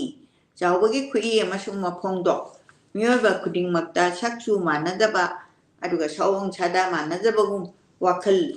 ꯑꯗꯒꯤ ꯃꯈꯜ ꯑꯃꯁꯨꯡ ꯌꯦꯡꯕ ꯃꯤꯠꯌꯦꯡ ꯃꯥꯟꯅꯗꯦ꯫ ꯀꯔꯤꯒꯨꯝꯕꯗ ꯄꯣꯠꯁꯛ ꯑꯃꯠꯇꯗ ꯋꯥꯈꯜ ꯑꯃꯁꯨꯡ ꯃꯤꯠꯌꯦꯡ ꯈꯦꯠꯅꯕꯒꯤ ꯃꯑꯣꯡ ꯃꯇꯨꯡ ꯏꯟꯅ ꯐꯣꯡꯗꯣꯛꯄꯒꯤ ꯃꯑꯣꯡꯗꯁꯨ ꯈꯦꯠꯅꯩ꯫ ꯑꯁꯤꯒꯨꯝꯅ ꯈꯦꯠꯅꯕ ꯃꯑꯣꯡ ꯑꯁꯤ ꯑꯏꯕ ꯑꯃꯒꯤ ꯈꯨꯠꯏ ꯀꯌꯥꯗꯁꯨ ꯑꯗꯨꯃꯛ ꯑꯩꯈꯣꯏꯅ ꯎꯕ ꯐꯪꯏ꯫ ꯃꯤꯑꯣꯏꯕꯒꯤ ꯋꯥꯈꯜ ꯍꯥꯏꯕꯁꯦ ꯃꯐꯝ ꯃꯇꯝ ꯑꯃꯁꯨꯡ ꯃꯥꯒꯤ ꯑꯀꯣꯏꯕꯒꯤꯗ ꯂꯩꯔꯤꯕ ꯐꯤꯕꯝꯗꯨꯁꯨ ꯌꯥꯝꯅ ꯃꯈꯥ ꯄꯣꯜꯂꯤ꯫ ꯃꯔꯝ ꯑꯁꯤꯅ ꯀꯔꯤꯒꯨꯝꯕ ꯄꯣꯠꯁꯛ ꯑꯃꯈꯛ ꯇꯣꯉꯥꯟ ꯇꯣꯉꯥꯟꯕ ꯑꯏꯕꯅ ꯅꯠꯇ꯭ꯔꯒ ꯑꯏꯕ ꯑꯃꯈꯛꯇꯅ ꯇꯣꯉꯥꯟ ꯇꯣꯉꯥꯟꯕ ꯃꯐꯝ ꯃꯐꯝꯒꯤ ꯃꯇꯨꯡ ꯏꯟꯅ ꯐꯣꯡꯗꯣꯛꯄꯗ ꯃꯥꯟꯅꯗꯕ ꯀꯌꯥꯁꯨ ꯑꯩꯈꯣꯏꯅ ꯎꯕ ꯐꯪꯏ꯫ ꯑꯗꯨꯕꯨ ꯃꯤꯒꯤ ꯑꯣꯏꯕ ꯇꯣꯞ ꯇꯣꯞꯄ ꯍꯩꯅꯕꯤ ꯃꯐꯣꯡꯗꯣꯛ ꯑꯃꯁꯨꯡ ꯈꯨꯠꯏ ꯈꯔꯁꯨ ꯑꯗꯨꯃꯛ ꯎꯕ ꯐꯪꯏ꯫ ꯑꯁꯤꯒꯨꯝꯕ ꯃꯑꯣꯡ ꯑꯁꯦ ꯁ꯭ꯇꯥꯏꯜ ꯏꯖ ꯗ ꯃꯦꯟ ꯍꯥꯏꯕꯗꯨꯅꯤ꯫ ꯃꯔꯝ ꯑꯁꯤꯅ ꯑꯩꯈꯣꯏꯅ ꯆꯥꯎꯕꯒꯤ ꯁꯩꯔꯦꯡꯁꯤꯡ ꯋꯥꯔꯦꯡꯁꯤꯡ ꯂꯕꯪꯒ-ꯂꯇꯥ ꯍꯥꯏꯕ ꯏꯇꯤꯍꯥꯁꯤක ꯎꯄꯅ꯭ꯌꯥꯁ ꯑꯁꯦ ꯅꯩꯅꯔꯛꯄ ꯃꯇꯝꯗ ꯃꯐꯝ ꯃꯇꯝ ꯈꯦꯠꯅꯔꯛꯄꯒꯤ ꯃꯇꯨꯡ ꯏꯟꯅ ꯃꯥꯟꯅꯗꯕ ꯀꯌా ꯂꯩꯔꯕꯁꯨ ꯄꯨꯝꯅꯃꯛ ꯑꯁꯦ ꯆꯥꯎꯕꯒꯤ ꯃꯔꯅꯥꯏꯒꯤ ꯑꯣꯏꯕ ꯃꯥꯟꯅꯕ ꯑꯃꯗꯤ ꯑꯗꯨꯃꯛ ꯎꯕ ꯐꯪꯏ꯫ ꯑꯁꯤꯒꯨꯝꯕ ꯆꯥꯎꯕꯒꯤ ꯑꯣꯏꯕ ꯃꯥꯟꯅꯕ ꯈꯨꯠꯏ ꯑꯃꯁꯨꯡ ꯃꯐꯣꯡꯗꯣꯛ ꯑꯁꯤꯅ ꯆꯥꯎꯕꯒꯤ ꯃꯁꯛ ꯇꯥꯛꯏ꯫ ꯈꯨꯠꯏ ꯍꯥꯏꯕꯒꯤꯗ ꯏꯔꯤꯕ ꯃꯌꯦꯛ ꯑꯗꯨꯒꯤ ꯃꯇꯨꯡ ꯏꯟꯅ ꯑꯃꯁꯨꯡ ꯐꯣꯡꯗꯣꯛꯅꯤꯡꯕ ꯈꯨꯠꯐꯣꯡꯗꯣꯛ ꯑꯗꯣ ꯌꯦꯡꯂꯒ ꯃꯈꯥꯒꯤ ꯑꯁꯨꯝꯅ ꯃꯈꯜ ꯈꯥꯏꯗꯣꯛꯄ ꯌꯥꯏ꯫ ꯑꯍꯥꯟꯕꯗ ꯑꯁꯨꯞꯄ ꯈꯨꯠꯏ ꯁꯃꯥꯁ ꯁꯩꯂꯤ ꯑꯗꯨꯒ ꯑꯅꯤꯁꯨꯕꯗ ꯁꯟꯗꯣꯛꯄ ꯈꯨꯠꯏ ꯑꯗꯨꯒ ꯑꯍꯨꯝꯁꯨꯕꯗ ꯏꯆꯦꯜ ꯈꯨꯠꯏ ꯑꯗꯨꯒ ꯃꯔꯤꯁꯨꯕꯗ ꯏꯊꯛ ꯈꯨꯠꯏ ꯑꯗꯨꯒ ꯃꯉꯥꯁꯨꯕꯗ ꯅꯣꯛꯅꯤꯡꯕ ꯈꯨꯠꯏ꯫ ꯃꯊꯛꯇ ꯄꯤꯔꯤꯕ ꯈꯨꯠꯏ ꯃꯈꯜꯁꯤꯡ ꯑꯁꯤꯒꯤ ꯃꯅꯨꯡꯗ ꯆꯥꯎꯕꯒꯤ ꯍꯩꯅꯕꯤ ꯈꯨꯠꯏꯗꯤ ꯑꯅꯤꯁꯨꯕꯒꯤ ꯁꯟꯗꯣꯛꯄ ꯈꯨꯠꯏ ꯍꯥꯏꯕꯁꯦ ꯕ꯭ꯌꯥꯁ ꯁꯩꯂꯤ ꯑꯁꯤꯅꯤ꯫ ꯑꯗꯨꯅ ꯂꯦꯝꯍꯧꯔꯤꯕ ꯑꯇꯩ ꯈꯨꯠꯏꯁꯤꯡ ꯑꯁꯤꯁꯨ ꯃꯥꯒꯤ ꯂꯥꯏꯔꯤꯛꯁꯤꯡꯗ ꯏꯐꯪ ꯐꯪꯗꯕꯗꯤ ꯅꯠꯇꯦ꯫ ꯆꯥꯎꯕꯅ ꯃꯇꯝ ꯑꯌꯥꯝꯕꯗ ꯀꯔꯤꯒꯨꯝꯕꯗ ꯍꯤꯔꯝ ꯑꯃꯗ ꯇꯥꯛꯅꯕ ꯍꯣꯠꯅꯕꯗ ꯌꯥꯝꯅ ꯁꯟꯗꯣꯛꯅ ꯈꯨꯗꯝꯀꯌꯥ ꯄꯤꯗꯨꯅ ꯈꯪꯍꯟꯅꯅꯕ ꯍꯣꯠꯅꯩ꯫ ꯃꯁꯤꯒ ꯂꯣꯏꯅꯅ ꯃꯍꯥꯛꯀꯤ ꯑꯌꯥꯝꯕ ꯁꯩꯔꯦꯡ ꯑꯃꯁꯨꯡ ꯋꯥꯔꯦꯡꯁꯤꯡ ꯑꯁꯤ ꯄꯥꯕꯗ ꯌꯥꯝꯅ ꯅꯨꯡꯉꯥꯏ ꯑꯃꯁꯨꯡ ꯂꯦꯞꯇꯕ ꯏꯆꯦꯜ ꯑꯃꯗ ꯆꯦꯟꯊꯩ꯫ ꯐꯣꯡꯗꯣꯛꯄꯒꯤ ꯃꯇꯥꯡꯗꯁꯨ ꯃꯊꯛꯇꯁꯨ ꯍꯥꯏꯖꯈ꯭ꯔꯦ ꯃꯗꯨꯗꯤ ꯆꯥꯎꯕꯁꯦ ꯀꯔꯤꯒꯨꯝꯕ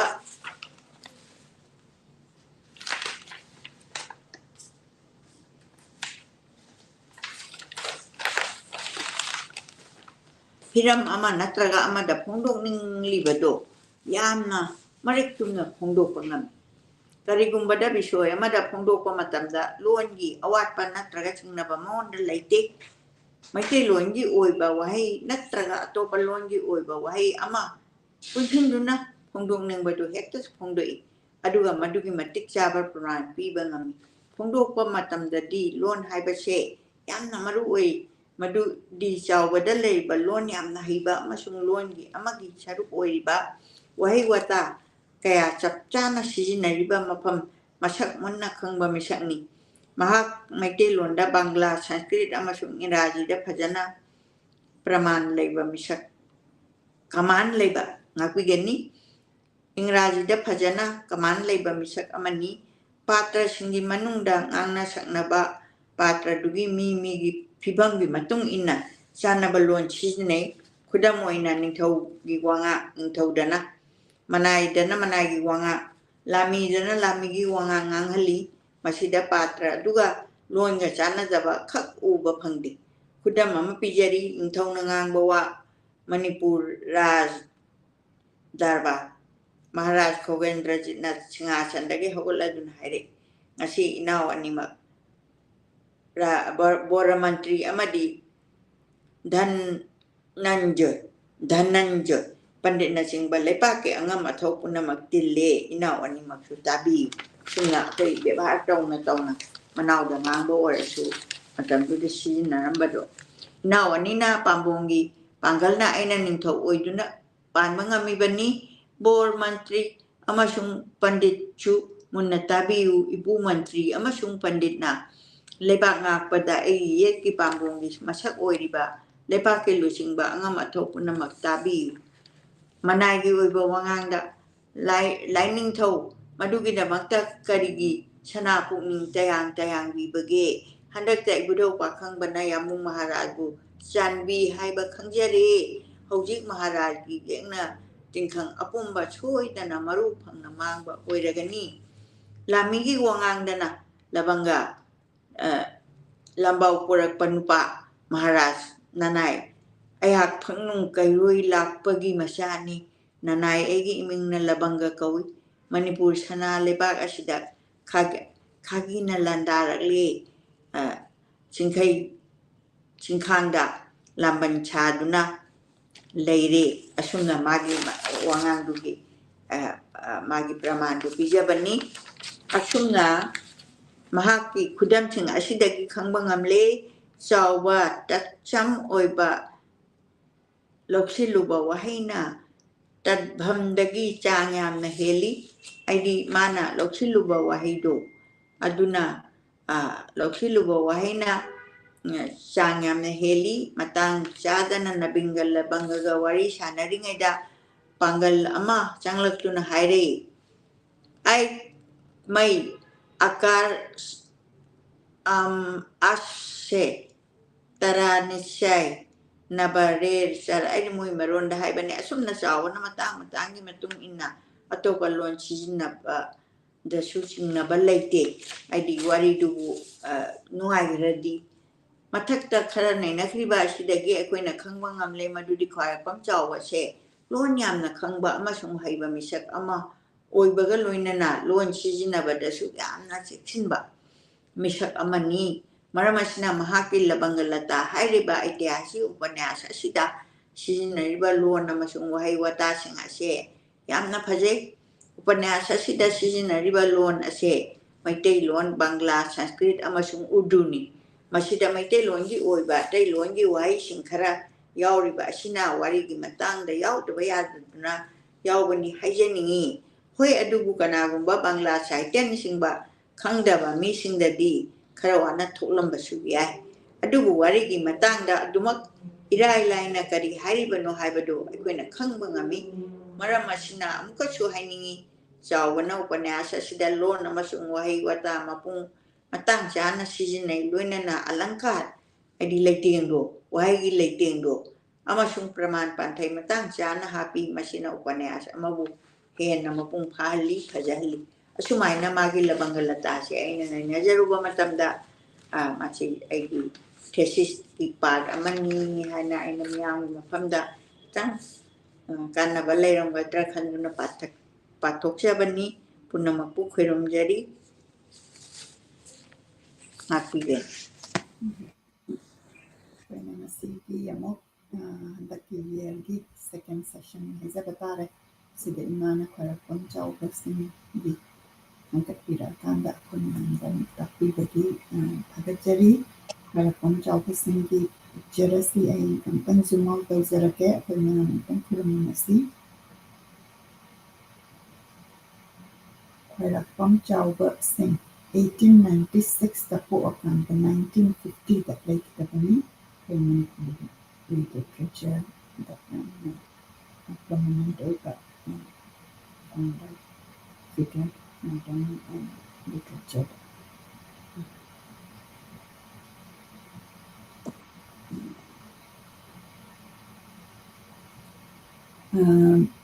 Mathangi segment si lokachadrimida break oina ki yambiriba punamaku thagachari comment kitang ay pakachage akoy mathangi segment da koina tawjabay si akoy 2025 ka Himana Manipuri ki content ki presentation si tawrawak matunda second segment da ay na Manipuri ki relevant oiba Mr. Iba direct dagi koina makhangkatakanda paminasi khangminasi damasi ay na khangkachari balarikasi influx of migrant into Manipur haiba larikasi UCM United Committee Manipur na ibibani masigi publication si 2005 da pung balarik doga ay na masigi larik si ay na yaman sinitamoyay na tawjaba tamaya na ibirapani ꯑꯗꯨꯒ ꯃꯅꯤꯄꯨꯔꯒꯤ ꯍꯤꯁꯇ꯭ꯔꯤꯒꯤ ꯃꯔꯝꯗ ꯑꯩꯈꯣꯏꯅ treaty ꯀꯥꯏꯅ ꯍꯥꯏꯔ ꯏꯅꯈꯤꯕꯁꯤ ꯃꯁꯤ ꯑꯗꯨꯒꯤ ꯔꯦꯐꯔꯦꯟꯁꯁꯦ ꯃꯁꯤ ꯑꯩꯅ ꯄꯥꯈꯠꯄ ꯀꯥꯟꯗ ꯌꯥꯝꯅ ꯀꯥꯟꯅꯕ ꯂꯥꯏꯔꯤꯛ ꯑꯃ ꯑꯣꯏꯕ ꯑꯗꯨꯒ ꯇꯥꯃꯣꯌꯥꯏꯁꯤ ꯈꯣꯟꯗ꯭ꯔꯥꯛꯄꯝ ꯍꯣꯔꯦꯟꯗ꯭ꯔꯣ ꯍꯥꯏꯅ ꯃꯌꯥꯝꯅ ꯈꯪꯅꯕꯅꯤ ꯃꯥꯁꯦ goal medallist MSc Statistics Aligarh ꯃꯨꯁꯂꯤꯝ ꯌꯨꯅꯤꯚꯔꯁꯤꯇꯤꯗꯒꯤ ꯄꯥꯁ ꯑꯥꯎꯠ ꯇꯧꯔꯛꯑꯀꯥꯟꯗ ꯃꯥꯅ ꯚꯦꯔꯤꯌꯁ ꯑꯦꯀꯥꯗꯃꯤꯛ ꯋꯥꯔꯛ ꯇꯧꯔꯕ ꯃꯇꯨꯡꯗ ꯃꯥ ꯑꯣꯖꯥ ꯑꯣꯏꯅ ꯃꯅꯤꯄꯨꯔꯗ ꯂꯩꯕꯅꯤꯗ ꯃꯥꯅ ꯌꯥꯝꯅ ꯅꯨꯡꯁꯤꯅ ꯑꯩꯉꯣꯟꯗ ꯃꯅꯤꯄꯨꯔꯒꯤ ꯃꯔꯝꯗ ꯈꯪꯕꯒꯤꯗꯃꯛꯇ ꯄꯤꯕꯤꯔꯛꯄꯅꯤ ꯑꯗꯣ ꯉꯁꯤ ꯑꯩꯈꯣꯏꯅ ꯐꯣꯀꯁ ꯇꯧꯒꯗꯧꯔꯤꯕꯁꯦ ꯑꯩꯈꯣꯏꯅ ꯃꯅꯤꯄꯨꯔꯒꯤ ꯃꯔꯖꯔ ꯑꯦꯒ꯭ꯔꯤꯃꯦꯟꯗꯩꯅ ꯑꯩꯈꯣꯏ ꯃꯌꯥꯝꯅ ꯑꯩꯈꯣꯏꯒꯤ ꯏꯁꯨ ꯂꯥꯛꯄ ꯀꯥꯟꯗ ꯑꯩꯈꯣꯏꯅ ꯍꯦꯛ ꯍꯦꯛ ꯄꯟꯕꯁꯦ ꯃꯁꯤꯒꯤ ꯑꯦꯒ꯭ꯔꯤꯃꯦꯟꯁꯤꯗ ꯀꯔꯤ ꯏꯕꯒꯦ ꯍꯥꯏꯕꯁꯤ ꯃꯁꯤ ꯂꯥꯏꯔꯤꯛꯁꯤꯗ ꯌꯥꯝꯅ ꯐꯖꯅ ꯔꯦꯐꯔꯦꯟꯁ ꯑꯣꯏꯅ ꯂꯩꯕꯤꯔꯝꯃꯤ ꯑꯗꯨꯅ ꯃꯁꯤ ꯑꯩꯅ ꯑꯩꯈꯣꯏꯅ ꯈꯪꯃꯤꯟꯅꯁꯦꯅ ꯃꯁꯤ ꯑꯩꯅ ꯉꯁꯤꯒꯤꯗꯃꯛꯇ ꯂꯧꯈꯠꯆꯕꯅꯤ ꯑꯗꯣ ꯑꯩꯈꯣꯏ ꯃꯁꯤ ꯍꯧꯗ꯭ꯔꯤꯉꯩꯗ ꯑꯃꯨꯛꯇꯪ ꯑꯩ ꯀꯃꯦꯟ ꯄꯥꯊꯣꯛꯆꯒꯦ ꯅꯤꯔꯃꯂꯥ RK ꯌꯦꯡꯕꯤꯔꯤ ꯃꯦꯁꯤ ꯑꯍꯜꯂꯨꯞ ꯏꯝꯐꯥꯜꯗꯒꯤ ꯅꯥꯎꯔꯦꯝ ꯕꯤꯃꯣꯆꯟꯗ꯭ꯔ ꯌꯦꯡꯕꯤꯔꯤ ꯇꯝꯐꯥ ꯗꯦꯕꯤ ꯌꯦꯡꯕꯤꯔꯤ ꯈꯨꯔꯨꯝꯖꯔꯤ ꯍꯥꯏꯅ ꯑꯗꯒꯤ ꯑꯩꯈꯣꯏꯅ ꯂꯥꯁ ꯋꯤꯛꯀꯤ ꯀꯟꯇꯦꯟꯠꯇ ꯑꯩꯈꯣꯏꯒꯤ ꯉꯁꯤꯅ ꯈ꯭ꯋꯥꯏꯔꯥꯛꯄꯝ ꯆꯥꯎꯕ ꯁꯤꯡꯒꯤ ꯀꯟꯇꯦꯟꯠ ꯏꯃꯥꯅ ꯄꯥꯕꯤꯔꯦ ꯑꯗꯨ ꯃꯗꯨꯗ ꯌꯥꯎꯕ ꯐꯣꯇꯣꯗꯨꯁꯨ ꯁꯣꯏꯗꯅ ꯑꯝꯇꯪ ꯃꯌꯥꯝꯅ ꯀꯃꯦꯟ ꯇꯧꯗꯅ ꯁꯦꯌꯔ ꯇꯧꯕꯤꯌꯨ ꯑꯗꯨꯒ ꯂꯥꯁ ꯋꯤꯛꯀꯤ ꯗ ꯄꯣꯏꯠ ꯂꯃꯥꯕꯝ ꯀꯃꯜꯒꯤ ꯄꯤꯛꯆꯔꯁꯦ ꯃꯁꯤ ꯑꯩ ꯑꯃꯨꯛꯇꯪ ꯑꯃꯨꯛ ꯄꯨꯈꯠꯆꯔꯛꯀꯦ ꯃꯥꯒꯤ ꯄꯤꯛꯆꯔꯁꯤ ꯑꯩꯈꯣꯏꯅ ꯊꯥꯒꯠꯄ ꯀꯥꯟꯗ ꯌꯥꯝꯅ ꯅꯨꯡꯁꯤꯅ ꯃꯌꯥꯝꯅ ꯂꯥꯏꯛ ꯇꯧꯕꯤꯔꯛꯄ ꯀꯃꯦꯟ ꯇꯧꯕꯤꯔꯛꯄꯁꯤ ꯎꯕꯗ ꯑꯩꯈꯣꯏꯒꯤ ꯃꯅꯤꯄꯨꯔꯒꯤ ꯄꯣꯏꯠ ꯑꯗꯒꯤ ꯔꯥꯏꯇꯔ ꯑꯍꯜ ꯂꯃꯟꯅ ꯊꯝꯕꯤꯔꯝꯕꯁꯦ ꯃꯁꯤ ꯀꯥꯎꯗꯦ ꯍꯥꯏꯕꯁꯤ ꯀꯩꯅꯣ ꯇꯧꯏ ꯃꯥꯒꯤ ꯔꯦꯁꯄꯣꯟꯁꯁꯤ ꯎꯕꯗ ꯌꯥꯝꯅ ꯅꯨꯡꯉꯥꯏ ꯃꯁꯤꯒꯤ as of now 484 ꯂꯥꯏꯛ ꯇꯧꯔꯛꯑꯕ ꯃꯇꯨꯡꯗ ꯀꯃꯦꯟ ꯃꯌꯥꯝꯅ ꯌꯥꯝꯅ ꯅꯨꯡꯁꯤꯅ ꯇꯧꯕꯤꯔꯛꯏ ꯃꯁꯤꯗ ꯄ꯭ꯔꯤꯌꯣ ꯀꯨꯃꯥꯔ ꯁꯤꯡ ꯄꯣꯠꯁꯪꯕꯝꯅ ꯏꯕꯤꯔꯛꯏ ꯏꯀꯥꯏ ꯈꯨꯝꯅꯖꯔꯤ ꯍꯦꯃꯟꯇ ꯀꯥꯡꯖꯝꯅ ꯏꯔꯝꯗꯝꯁꯤꯒꯤ ꯑꯣꯏꯕ ꯌꯥꯝꯅ ꯑꯇꯥꯡꯕ ꯀꯕꯤꯅꯤ ꯑꯩꯈꯣꯏꯅ ꯃꯍꯥꯛꯀꯤꯗꯃꯛ ꯆꯥꯎꯊꯣꯛꯆꯩ ꯍꯥꯏꯅ ꯏꯕꯤꯔꯛꯏ ꯑꯣꯀꯦꯟꯒ꯭ꯔꯣ ꯃꯌꯥꯡꯂꯝꯕꯝꯅ incredible he is beyond his extraordinary ꯍꯥꯏꯅ ꯏꯕꯤꯔꯛꯏ ꯅꯔꯦꯟꯗ꯭ꯔ ꯄ꯭ꯔꯦꯝꯖꯤꯠ ꯅꯠꯇꯦ ꯅꯥꯔꯦꯡꯕꯝ ꯄ꯭ꯔꯦꯝꯖꯤꯠ ꯍꯥꯏꯕ ꯉꯥꯛꯄꯤꯒꯅꯤ ꯃꯥꯅ ꯈꯨꯔꯨꯝꯖꯔꯤ ꯍꯥꯏꯅ ꯏꯕꯤꯔꯛꯏ ꯀꯣꯟꯁꯝ ꯂꯣꯏꯕꯤꯅ ꯈꯨꯔꯨꯝꯖꯔꯤ ꯑꯣꯖꯥꯕꯨ ꯍꯥꯏꯅ ꯏꯕꯤꯔꯛꯏ ꯁꯅꯥꯌꯥꯏꯃ ꯍꯩꯀ꯭ꯔꯨꯖꯝꯅ ꯃꯩꯇꯩ ꯏꯃꯥꯒꯤ ꯂꯦꯡꯖꯅꯐꯝ ꯑꯣꯏꯕ ꯑꯇꯥꯡꯕ ꯑꯁꯩꯕꯒꯤ ꯑꯩꯈꯣꯏꯒꯤ ꯏꯔꯜ ꯑꯁꯦꯡꯕꯅꯤ ꯍꯥꯏꯅ ꯏꯕꯤꯔꯛꯏ ꯏꯕꯣꯆꯧ ꯋꯥꯔꯦꯞꯄꯝꯅ ꯁꯔ ꯗꯥꯛꯇꯔ ꯂꯃꯥꯕꯝ ꯀꯃꯜꯕꯨ ꯅꯣꯂꯨꯛꯅ ꯈꯨꯔꯨꯝꯖꯔꯤ ꯍꯥꯏꯅ ꯏꯕꯤꯔꯛꯏ ꯃꯅꯤꯀꯨꯃꯥꯔ ꯍꯤꯡꯕꯥꯏꯖꯝꯅ nice to remember ꯍꯥꯏꯅ ꯏꯕꯤꯔꯛꯏ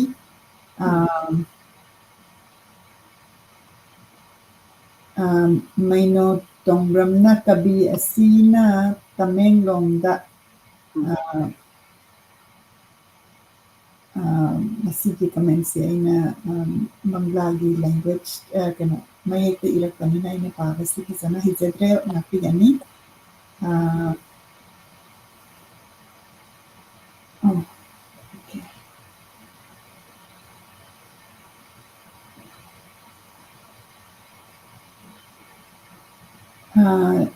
ꯃꯣꯗꯔꯟ ꯄꯣꯏꯠ ꯍꯥꯏꯅ ꯏꯕꯤꯔꯛꯏ ꯅꯤꯡꯊꯧꯖꯝ ꯄꯣꯏꯔꯩ ꯉꯥꯟꯕ ꯃꯉꯥꯡꯅ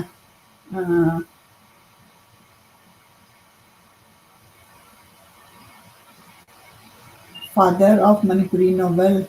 if had a longer life Manipuri Sahitya will be more enriched haina ibirai photosi ubada madhavi ningsing laki mai tawdana yamna phaja phajaba comment mayam ibirai masigi comment mayam si birakpagidamata thagachari akoina content si mathang literature ki smaina hapcharakpada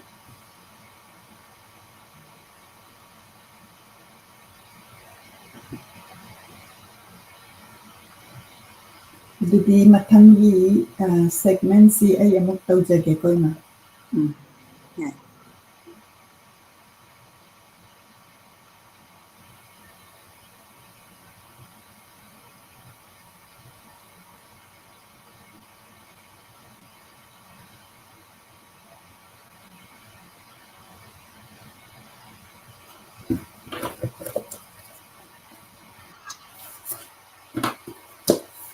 So this is from the book Influx of Migrant into Manipur,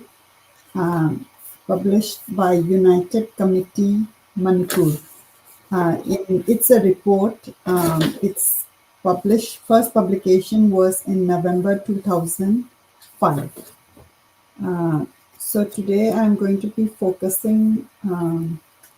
on learning about Manipur merger agreement. So just to understand the context of Manipur merger agreement, okay, so this is in page number 14. However, much to the agony of the people of Manipur and in gross violation of democratic norms, the then government of India merged Manipur into Indian Union by virtue of a document called Manipur Merger Agreement, signed on September 21, 1949. Unfortunately, His Highness Maharaja Buddhachandra Singh signed this document under duress and without the assent of the State Council of Ministers. The democratically elected Manipur State Assembly never ratified the agreement. Despite all the above facts, Manipur remained within the framework of the Indian Union. The ill-fated dissolution of the democratically elected legislature of the state and also the abolition of the popular ministry under Manipur administration as soon as the merger agreement came into effect on October 15, 1949, was an act of undermining democracy and total disregard of the mandate of the people of Manipur. This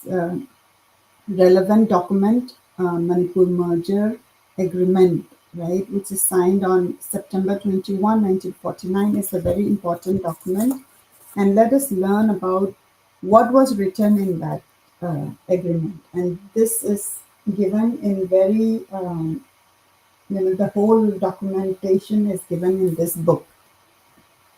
Manipur Merger Agreement.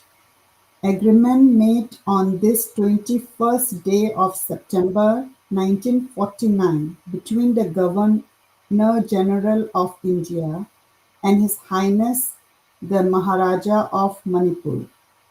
Whereas in the best interest of the state of Manipur as well as the Dominion of India, it is desirable to provide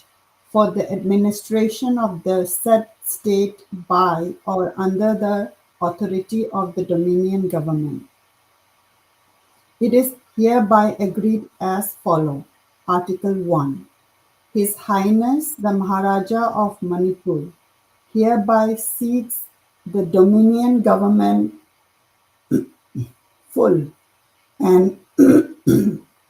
exclusive authority, jurisdiction, and powers for and in relation to the governance of the state and agrees to transfer the administration of the state to the Dominion government on the 15th day of October 1949, hereinafter referred to as the said day. As from the said day, the Dominion government will be competent to exercise the said power, authority, and jurisdiction in such manner and through such agency as it may think fit. Article 2. His Highness the Maharaja shall continue to enjoy the same personal rights, privileges, dignities, titles, authority over religious observances, customs, usages, rites, and ceremonies, and institution in charge of the same in the state which he would have enjoyed had this agreement not been made. Article 3. His Highness the Maharaja shall with effect from the said day by entitled to receive for his lifetime from the revenues of the state annually for his privy purse the sum of rupees 3 lakhs free of all taxes. This amount is intended to cover all the expenses of the ruler and his family, including expenses on account of his personal staff and armed guards, maintenance of his residence, marriage, and other ceremonies, etc., and the allowance to the ruler's relation who on the date of execution of this agreement were in receipt of such allowances from the revenues of the state and will neither be increased nor reduced for any reason whatsoever. The Government of India undertake that the said amount of rupees 3 lakhs shall be paid to His Highness the Maharaja in 4 equal installments in advance in the beginning of each quarter from the state treasury or at such other treasury as may be specified by the Government of India. Article 4. His Highness the Maharaja shall be entitled to the full ownership, use, and enjoyment of all private property as distinct from state properties belonging to him on the date of this agreement. His Highness the Maharaja will furnish to the Dominion government before the 1st January 1950 an inventory of all the immovable property, securities, and cash balances held by him as such private property.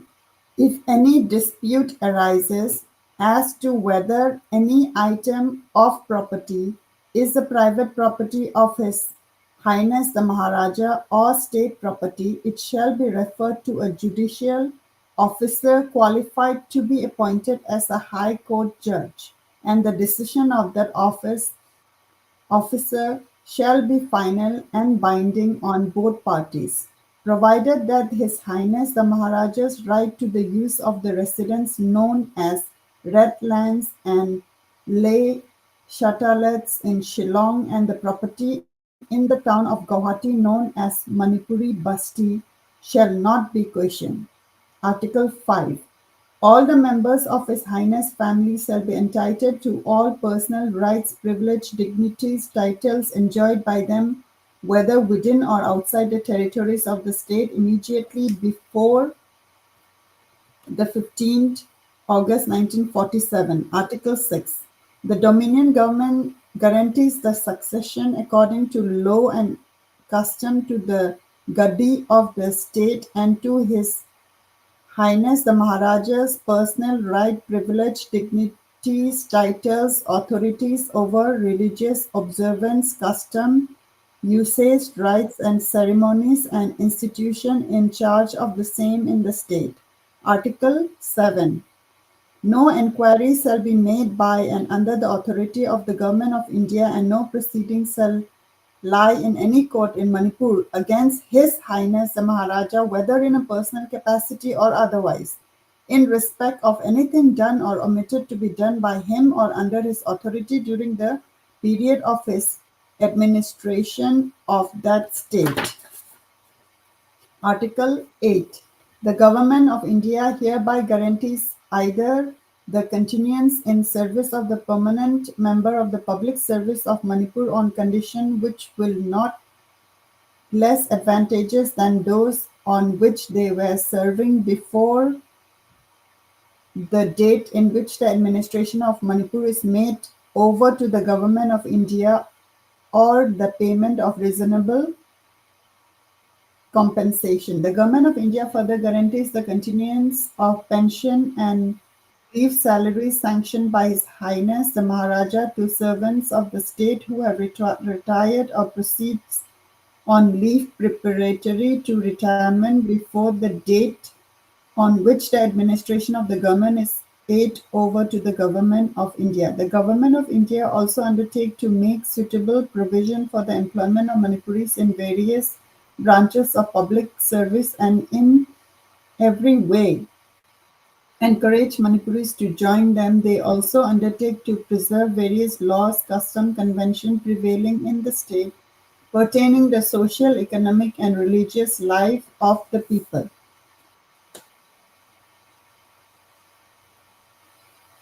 Article 9.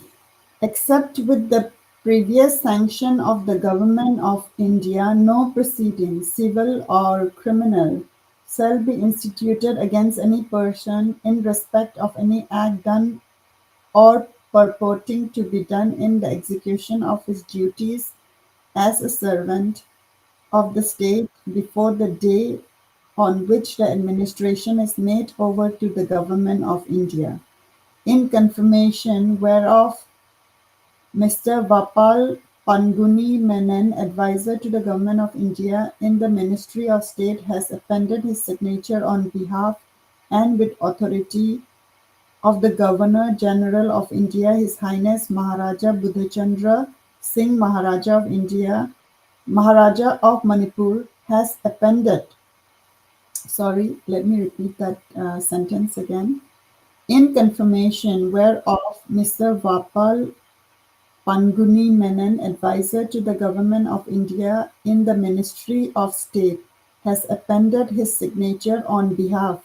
and with the authority of the Governor-General of India and His Highness Maharaja Bodhachandra Singh, Maharaja of Manipur, has appended his signature on behalf of himself, his heirs and successor. And this documentation was signed by Bodhachandra Singh, Maharaja of Manipur, VP Menon, advisor to the Government of India, Ministry,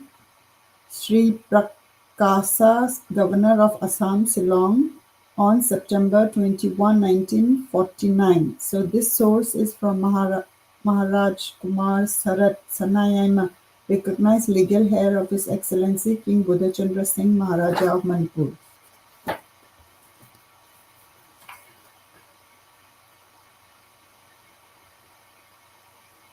So this was a document which was signed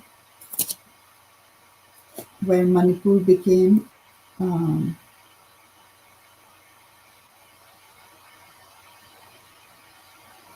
part of India, where Manipur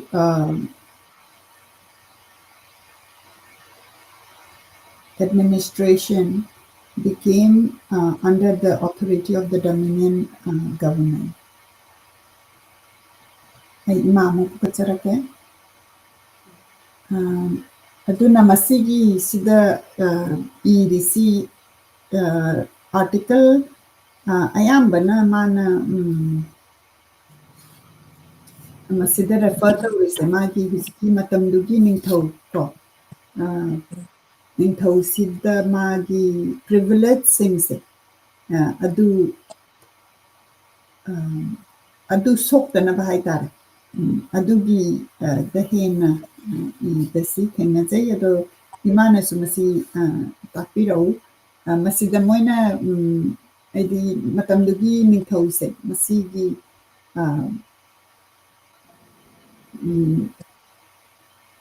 mana enjoy tawriba personal right adagi magi privilege adugi dukanta sooi adum same aidi merger tawraba matungdara mamangdara magi damaktadi sooi kaina adumaina iri ko article 2 sida adagi article 3 sida mase magi chahi amagi magi damakta kenadagi khoji revenue manipur ke revenue dagi lakh ahum pigani ado ahum lakh ahum pibase chahi amada ꯃꯔꯤꯔꯛ ꯊꯣꯛꯅ ꯀꯩꯅꯣ ꯇꯧꯔꯀꯥꯟꯗ 4 quarter ꯑꯗꯨꯃꯥꯏꯅ ꯄꯤꯅꯤꯅ ꯍꯥꯏ ꯃꯁꯤ ꯃꯔꯝꯁꯦ ꯏꯃꯥ ꯍꯥꯟꯅ ꯈꯪꯕ꯭ꯔꯥ ꯑꯩꯗꯤ ꯉꯁꯤꯗꯕꯨ ꯃꯁꯤ ꯄꯥꯔꯒ ꯈꯪꯗꯦ ꯑꯁꯦꯡꯕꯗ ꯑꯩꯈꯣꯏꯗꯤ ꯌꯥꯝ ꯀꯟꯅ ꯑꯗꯣꯝꯗ ꯆꯪꯕ ꯅꯠꯇ꯭ꯔꯒꯁꯨ ꯕꯨꯙꯆꯟꯗ꯭ꯔ ꯃꯍꯥꯔꯥꯖꯕꯨ ꯅꯝꯗꯅ ꯃꯥꯅ ꯌꯥꯅꯤꯡꯗꯕꯗꯣ ꯌꯥꯅꯤꯡꯗꯦꯅ ꯍꯥꯏꯕ ꯉꯝꯍꯟꯗꯕꯒꯤ ꯃꯣꯏꯒꯤ ꯄꯨꯅꯥ ꯂꯤꯡꯖꯦꯜꯗꯣ ꯑꯗꯨꯅ ꯅꯝꯈ꯭ꯔꯒ ꯃꯔꯖꯔ ꯑꯦꯒ꯭ꯔꯤꯃꯦꯟꯒꯤ ꯉꯁꯤ ꯑꯩꯈꯣꯏ ꯃꯅꯤꯄꯨꯔ ꯄ꯭ꯔꯖꯥꯁꯤꯡꯅ ꯃꯥꯅ ꯁꯣꯏꯗꯤ ꯇꯧꯊꯣꯛꯎꯔꯀꯥꯟꯗ ꯃꯍꯥꯔꯥꯖꯁꯦ ꯑꯗꯨꯒꯤ ꯃꯇꯨꯡꯗ ꯑꯃꯨꯛ ꯍꯟꯅ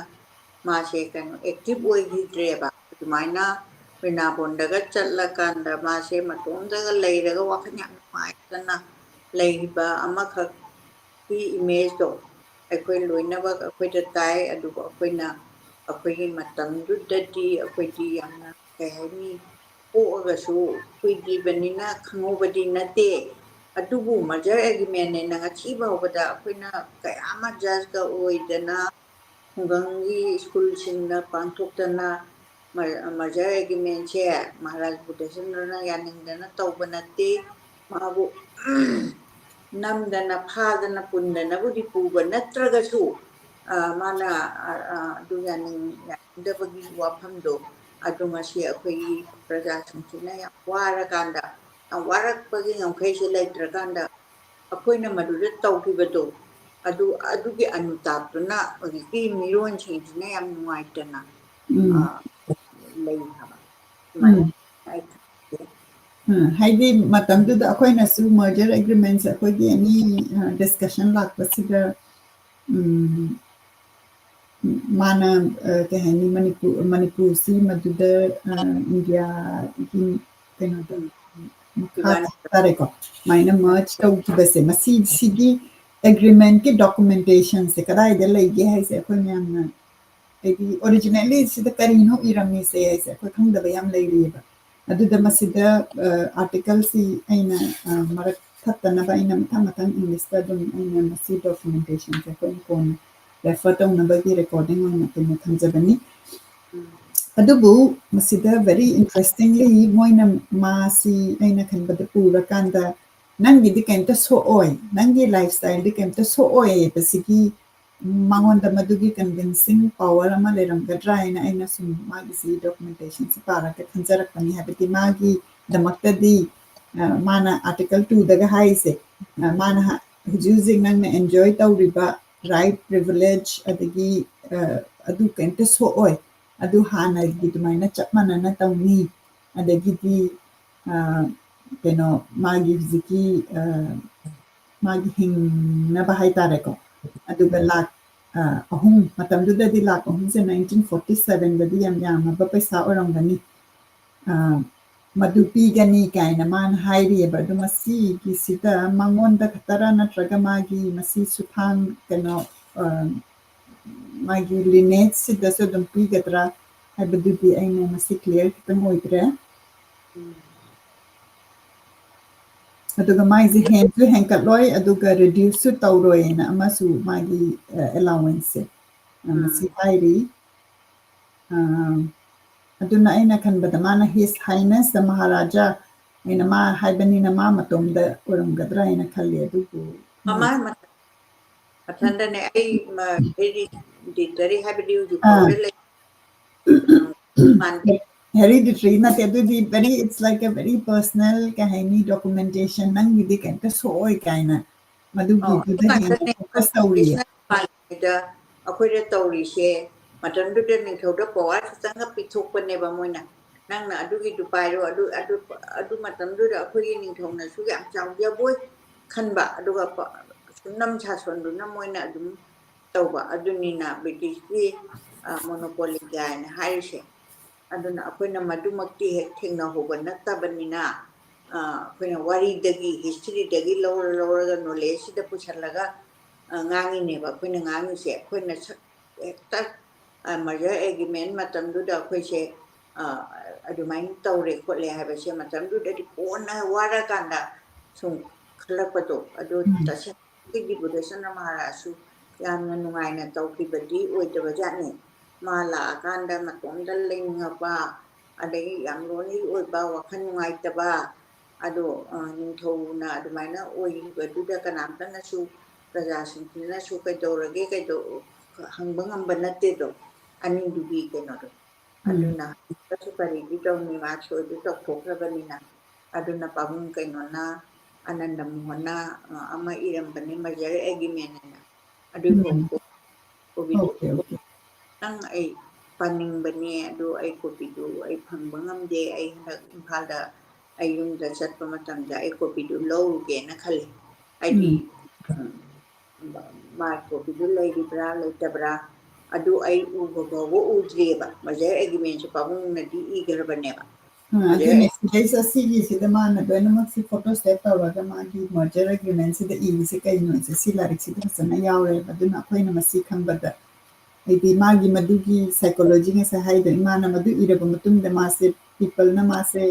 ꯅꯨꯡꯁꯤꯗ꯭ꯔꯦꯕ ꯃꯥꯁꯦ ꯅꯨꯡꯁꯤꯗꯗꯅ ꯃꯥꯁꯦ ꯃꯇꯣꯝꯗ ꯃꯥꯒꯤ ꯄꯨꯔꯥ ꯂꯣꯟꯂꯤ ꯂꯥꯏꯐ ꯑꯃ ꯑꯗꯨꯗ ꯂꯩꯈ꯭ꯔꯦꯕ ꯑꯗꯨꯒ ꯑꯦꯒ꯭ꯔꯤꯃꯦꯟꯁꯤꯗꯗꯤ ꯑꯣꯟꯂꯤ ꯃꯥꯒꯤ ꯅꯤꯡꯊꯧꯁꯤꯗ ꯑꯣꯏꯅ ꯐꯣꯀꯁ ꯇꯧꯔꯤꯑꯕ ꯃꯥꯅ ꯃꯥꯒꯤꯗ ꯀꯩꯅꯣ ꯄ꯭ꯔꯤꯚꯤꯂꯦꯖ ꯑꯗꯨꯝ ꯂꯩꯒꯗꯕꯅꯤ ꯃꯥꯒꯤ ꯑꯦꯂꯥꯋꯦꯟꯁ ꯂꯥꯛ 3 ꯄꯤꯔꯅꯤ ꯑꯗꯒꯤ ꯃꯥ ꯁꯤꯗꯩꯁꯦ ꯍꯥꯏꯔꯤꯒꯦ ꯑꯥꯔꯇꯤꯀꯜ 7ꯁꯤꯗ ꯑꯃꯨꯛ ꯀꯩꯅꯣꯁꯦ ꯃꯍꯥꯔꯥꯖꯥꯁꯤꯒꯤ ꯃꯊꯛꯇꯅꯦ ꯑꯦꯅꯤ ꯀꯣꯔꯠ ꯀꯦꯁ ꯑꯗꯒꯤ ꯑꯦꯅꯤ ꯑꯦꯟꯀ꯭ꯋꯥꯏꯔꯤ ꯃꯉꯣꯟꯗ ꯇꯧꯕ ꯌꯥꯔꯣꯏ ꯄꯔꯁꯣꯅꯦꯜ ꯀꯦꯄꯥꯁꯤꯇꯤ ꯅꯠꯇ꯭ꯔꯒ ꯍꯥꯏꯗꯤ ꯃꯥꯁꯦ ꯄ꯭ꯔꯣꯇꯦꯛ ꯇꯧꯋꯤꯅ ꯃꯥꯁꯦ ꯑꯗꯨꯅꯤ ꯅꯪ ꯀꯤꯒꯅꯨ ꯀ ꯍꯥꯏꯕꯒꯤ ꯃꯑꯣꯡꯗ ꯀꯃꯥꯏꯅ ꯃꯥꯁꯦ ꯁꯣꯏꯁꯦ ꯇꯧꯍꯟꯈꯤꯕ꯭ꯔꯥ ꯍꯥꯏꯅ ꯑꯩꯅ ꯈꯟꯖꯩ ꯑꯗꯨꯒ ꯃꯁꯤꯗ ꯑꯩꯈꯣꯏ ꯃꯅꯤꯄꯨꯔꯒꯤꯗꯃꯛꯇ ꯅꯠꯇ꯭ꯔꯒ ꯃꯅꯤꯄꯨꯔꯒꯤ ꯄꯤꯄꯜꯒꯤꯗꯃꯛꯇ ꯃꯅꯤꯄꯨꯔꯒꯤ ꯔꯥꯏꯠ ꯑꯣꯏꯅꯗꯤ ꯌꯥꯝ ꯀꯟꯅ ꯃꯁꯤꯒꯤ ꯑꯥꯔꯇꯤꯀꯜꯁꯤꯗ ꯄꯟꯕ ꯑꯣꯏꯗꯦ ꯑꯣꯟꯂꯤ ꯀꯄꯜ ꯑꯣꯐ ꯅꯣꯠꯁ ꯍꯥꯏꯕ ꯇꯥꯔꯦꯀꯣ ꯃꯁꯤꯗ ꯄꯜꯂꯤꯁꯤ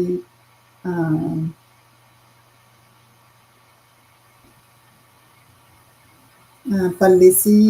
ꯄꯦꯟꯁꯟ ꯁꯦꯂꯔꯤ ꯃꯍꯥꯔꯥꯖꯥꯅ ꯁꯦꯡꯁꯟ ꯇꯧꯔꯝꯕ ꯑꯩꯈꯣꯏꯒꯤ ꯁ꯭ꯇꯦꯠꯀꯤ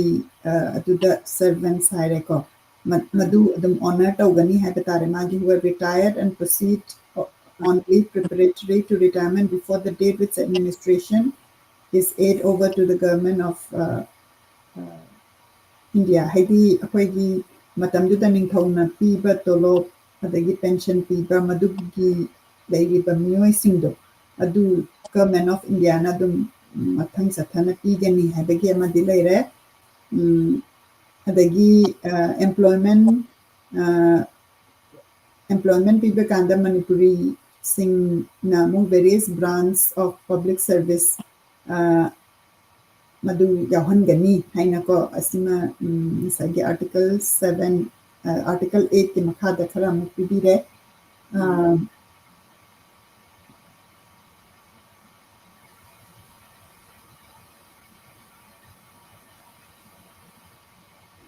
ꯑꯗꯨꯅ ꯃꯁꯤꯒꯤ ꯗꯣꯀꯨꯃꯦꯟꯇꯦꯁꯟꯁꯤ ꯑꯩꯈꯣꯏꯅ ꯉꯁꯤ ꯈꯤꯇꯪ ꯅꯩꯅꯔꯒ ꯈꯤꯇꯪ ꯈꯪꯃꯤꯟꯅꯕꯅꯤ ꯑꯗꯨꯝ ꯃꯁꯤꯒꯤ ꯂꯥꯏꯔꯤꯛꯁꯤ ꯁꯣꯏꯗꯅ ꯌꯦꯡꯈꯠꯄꯤꯌꯨ and there are lot of other documents ꯑꯩꯈꯣꯏ ꯃꯊꯪꯗꯁꯨ ꯑꯃꯨꯛ ꯀꯚꯔ ꯇꯧꯖꯔꯛꯀꯦ ꯑꯗꯨꯕꯨ ꯑꯩꯈꯣꯏꯅ ꯃꯅꯤꯄꯨꯔꯒꯤ ꯍꯤꯁꯇ꯭ꯔꯤ ꯃꯅꯤꯄꯨꯔꯒꯤ ꯗꯤꯇꯦꯜ ꯈꯪꯉꯛꯄ ꯀꯥꯟꯗ ꯌꯥꯝꯅ ꯏꯝꯄꯣꯔꯇꯦꯟ ꯑꯣꯏꯕ ꯗꯣꯀꯨꯃꯦꯟꯇꯦꯁꯟꯅꯤ ꯍꯥꯏꯅ ꯈꯟꯖꯒꯦ and very interesting sigi content sida aina mo koi manipurgi flags sigi si yam fazana mana content se yoram koi gi flag si ahambada kamaina oiramni guys sidai se aduna masi si amna magi symbol si maidingu nongda lairen pakhangbagi matamda kamaina flag se oiramni Maidingu Khagemba Gimatamda, Maidingu Chandrakirti, Maidingu Churachan, Singi Matamda, Smine Oirameda. The Gidi Namu, Akogi Salai Tarekimatu, the Sinakamina Okiban Habit of Dumati Yaudre, Dubu, Magi previous Sidas Oiramiberg and a flag city reference, also very interesting. The Matanga Sida ID presentation, Loizere, Akogi. Umsisi pung amaga minute taramari chatle pung amak kan hele ado yengiriba pung namaku thagachari apoi Library of Manipur na weekly sinjaba program sida akhona manipuri literature si khechirila kanda akhoi kitang learn tawminasi yana kanjaraga program asi losinjanaba sinjarage imana any masigidamakta last word haibi nangna pijagadaba haibabu akhoi punna shanti purakpase akhoi punamak laiminingminasi aduga akhoi lebakse amutang maratapna na panba ngamba se akhoi punamakna paraminarasi aina hajaraga ai punamakko mahna Kurumja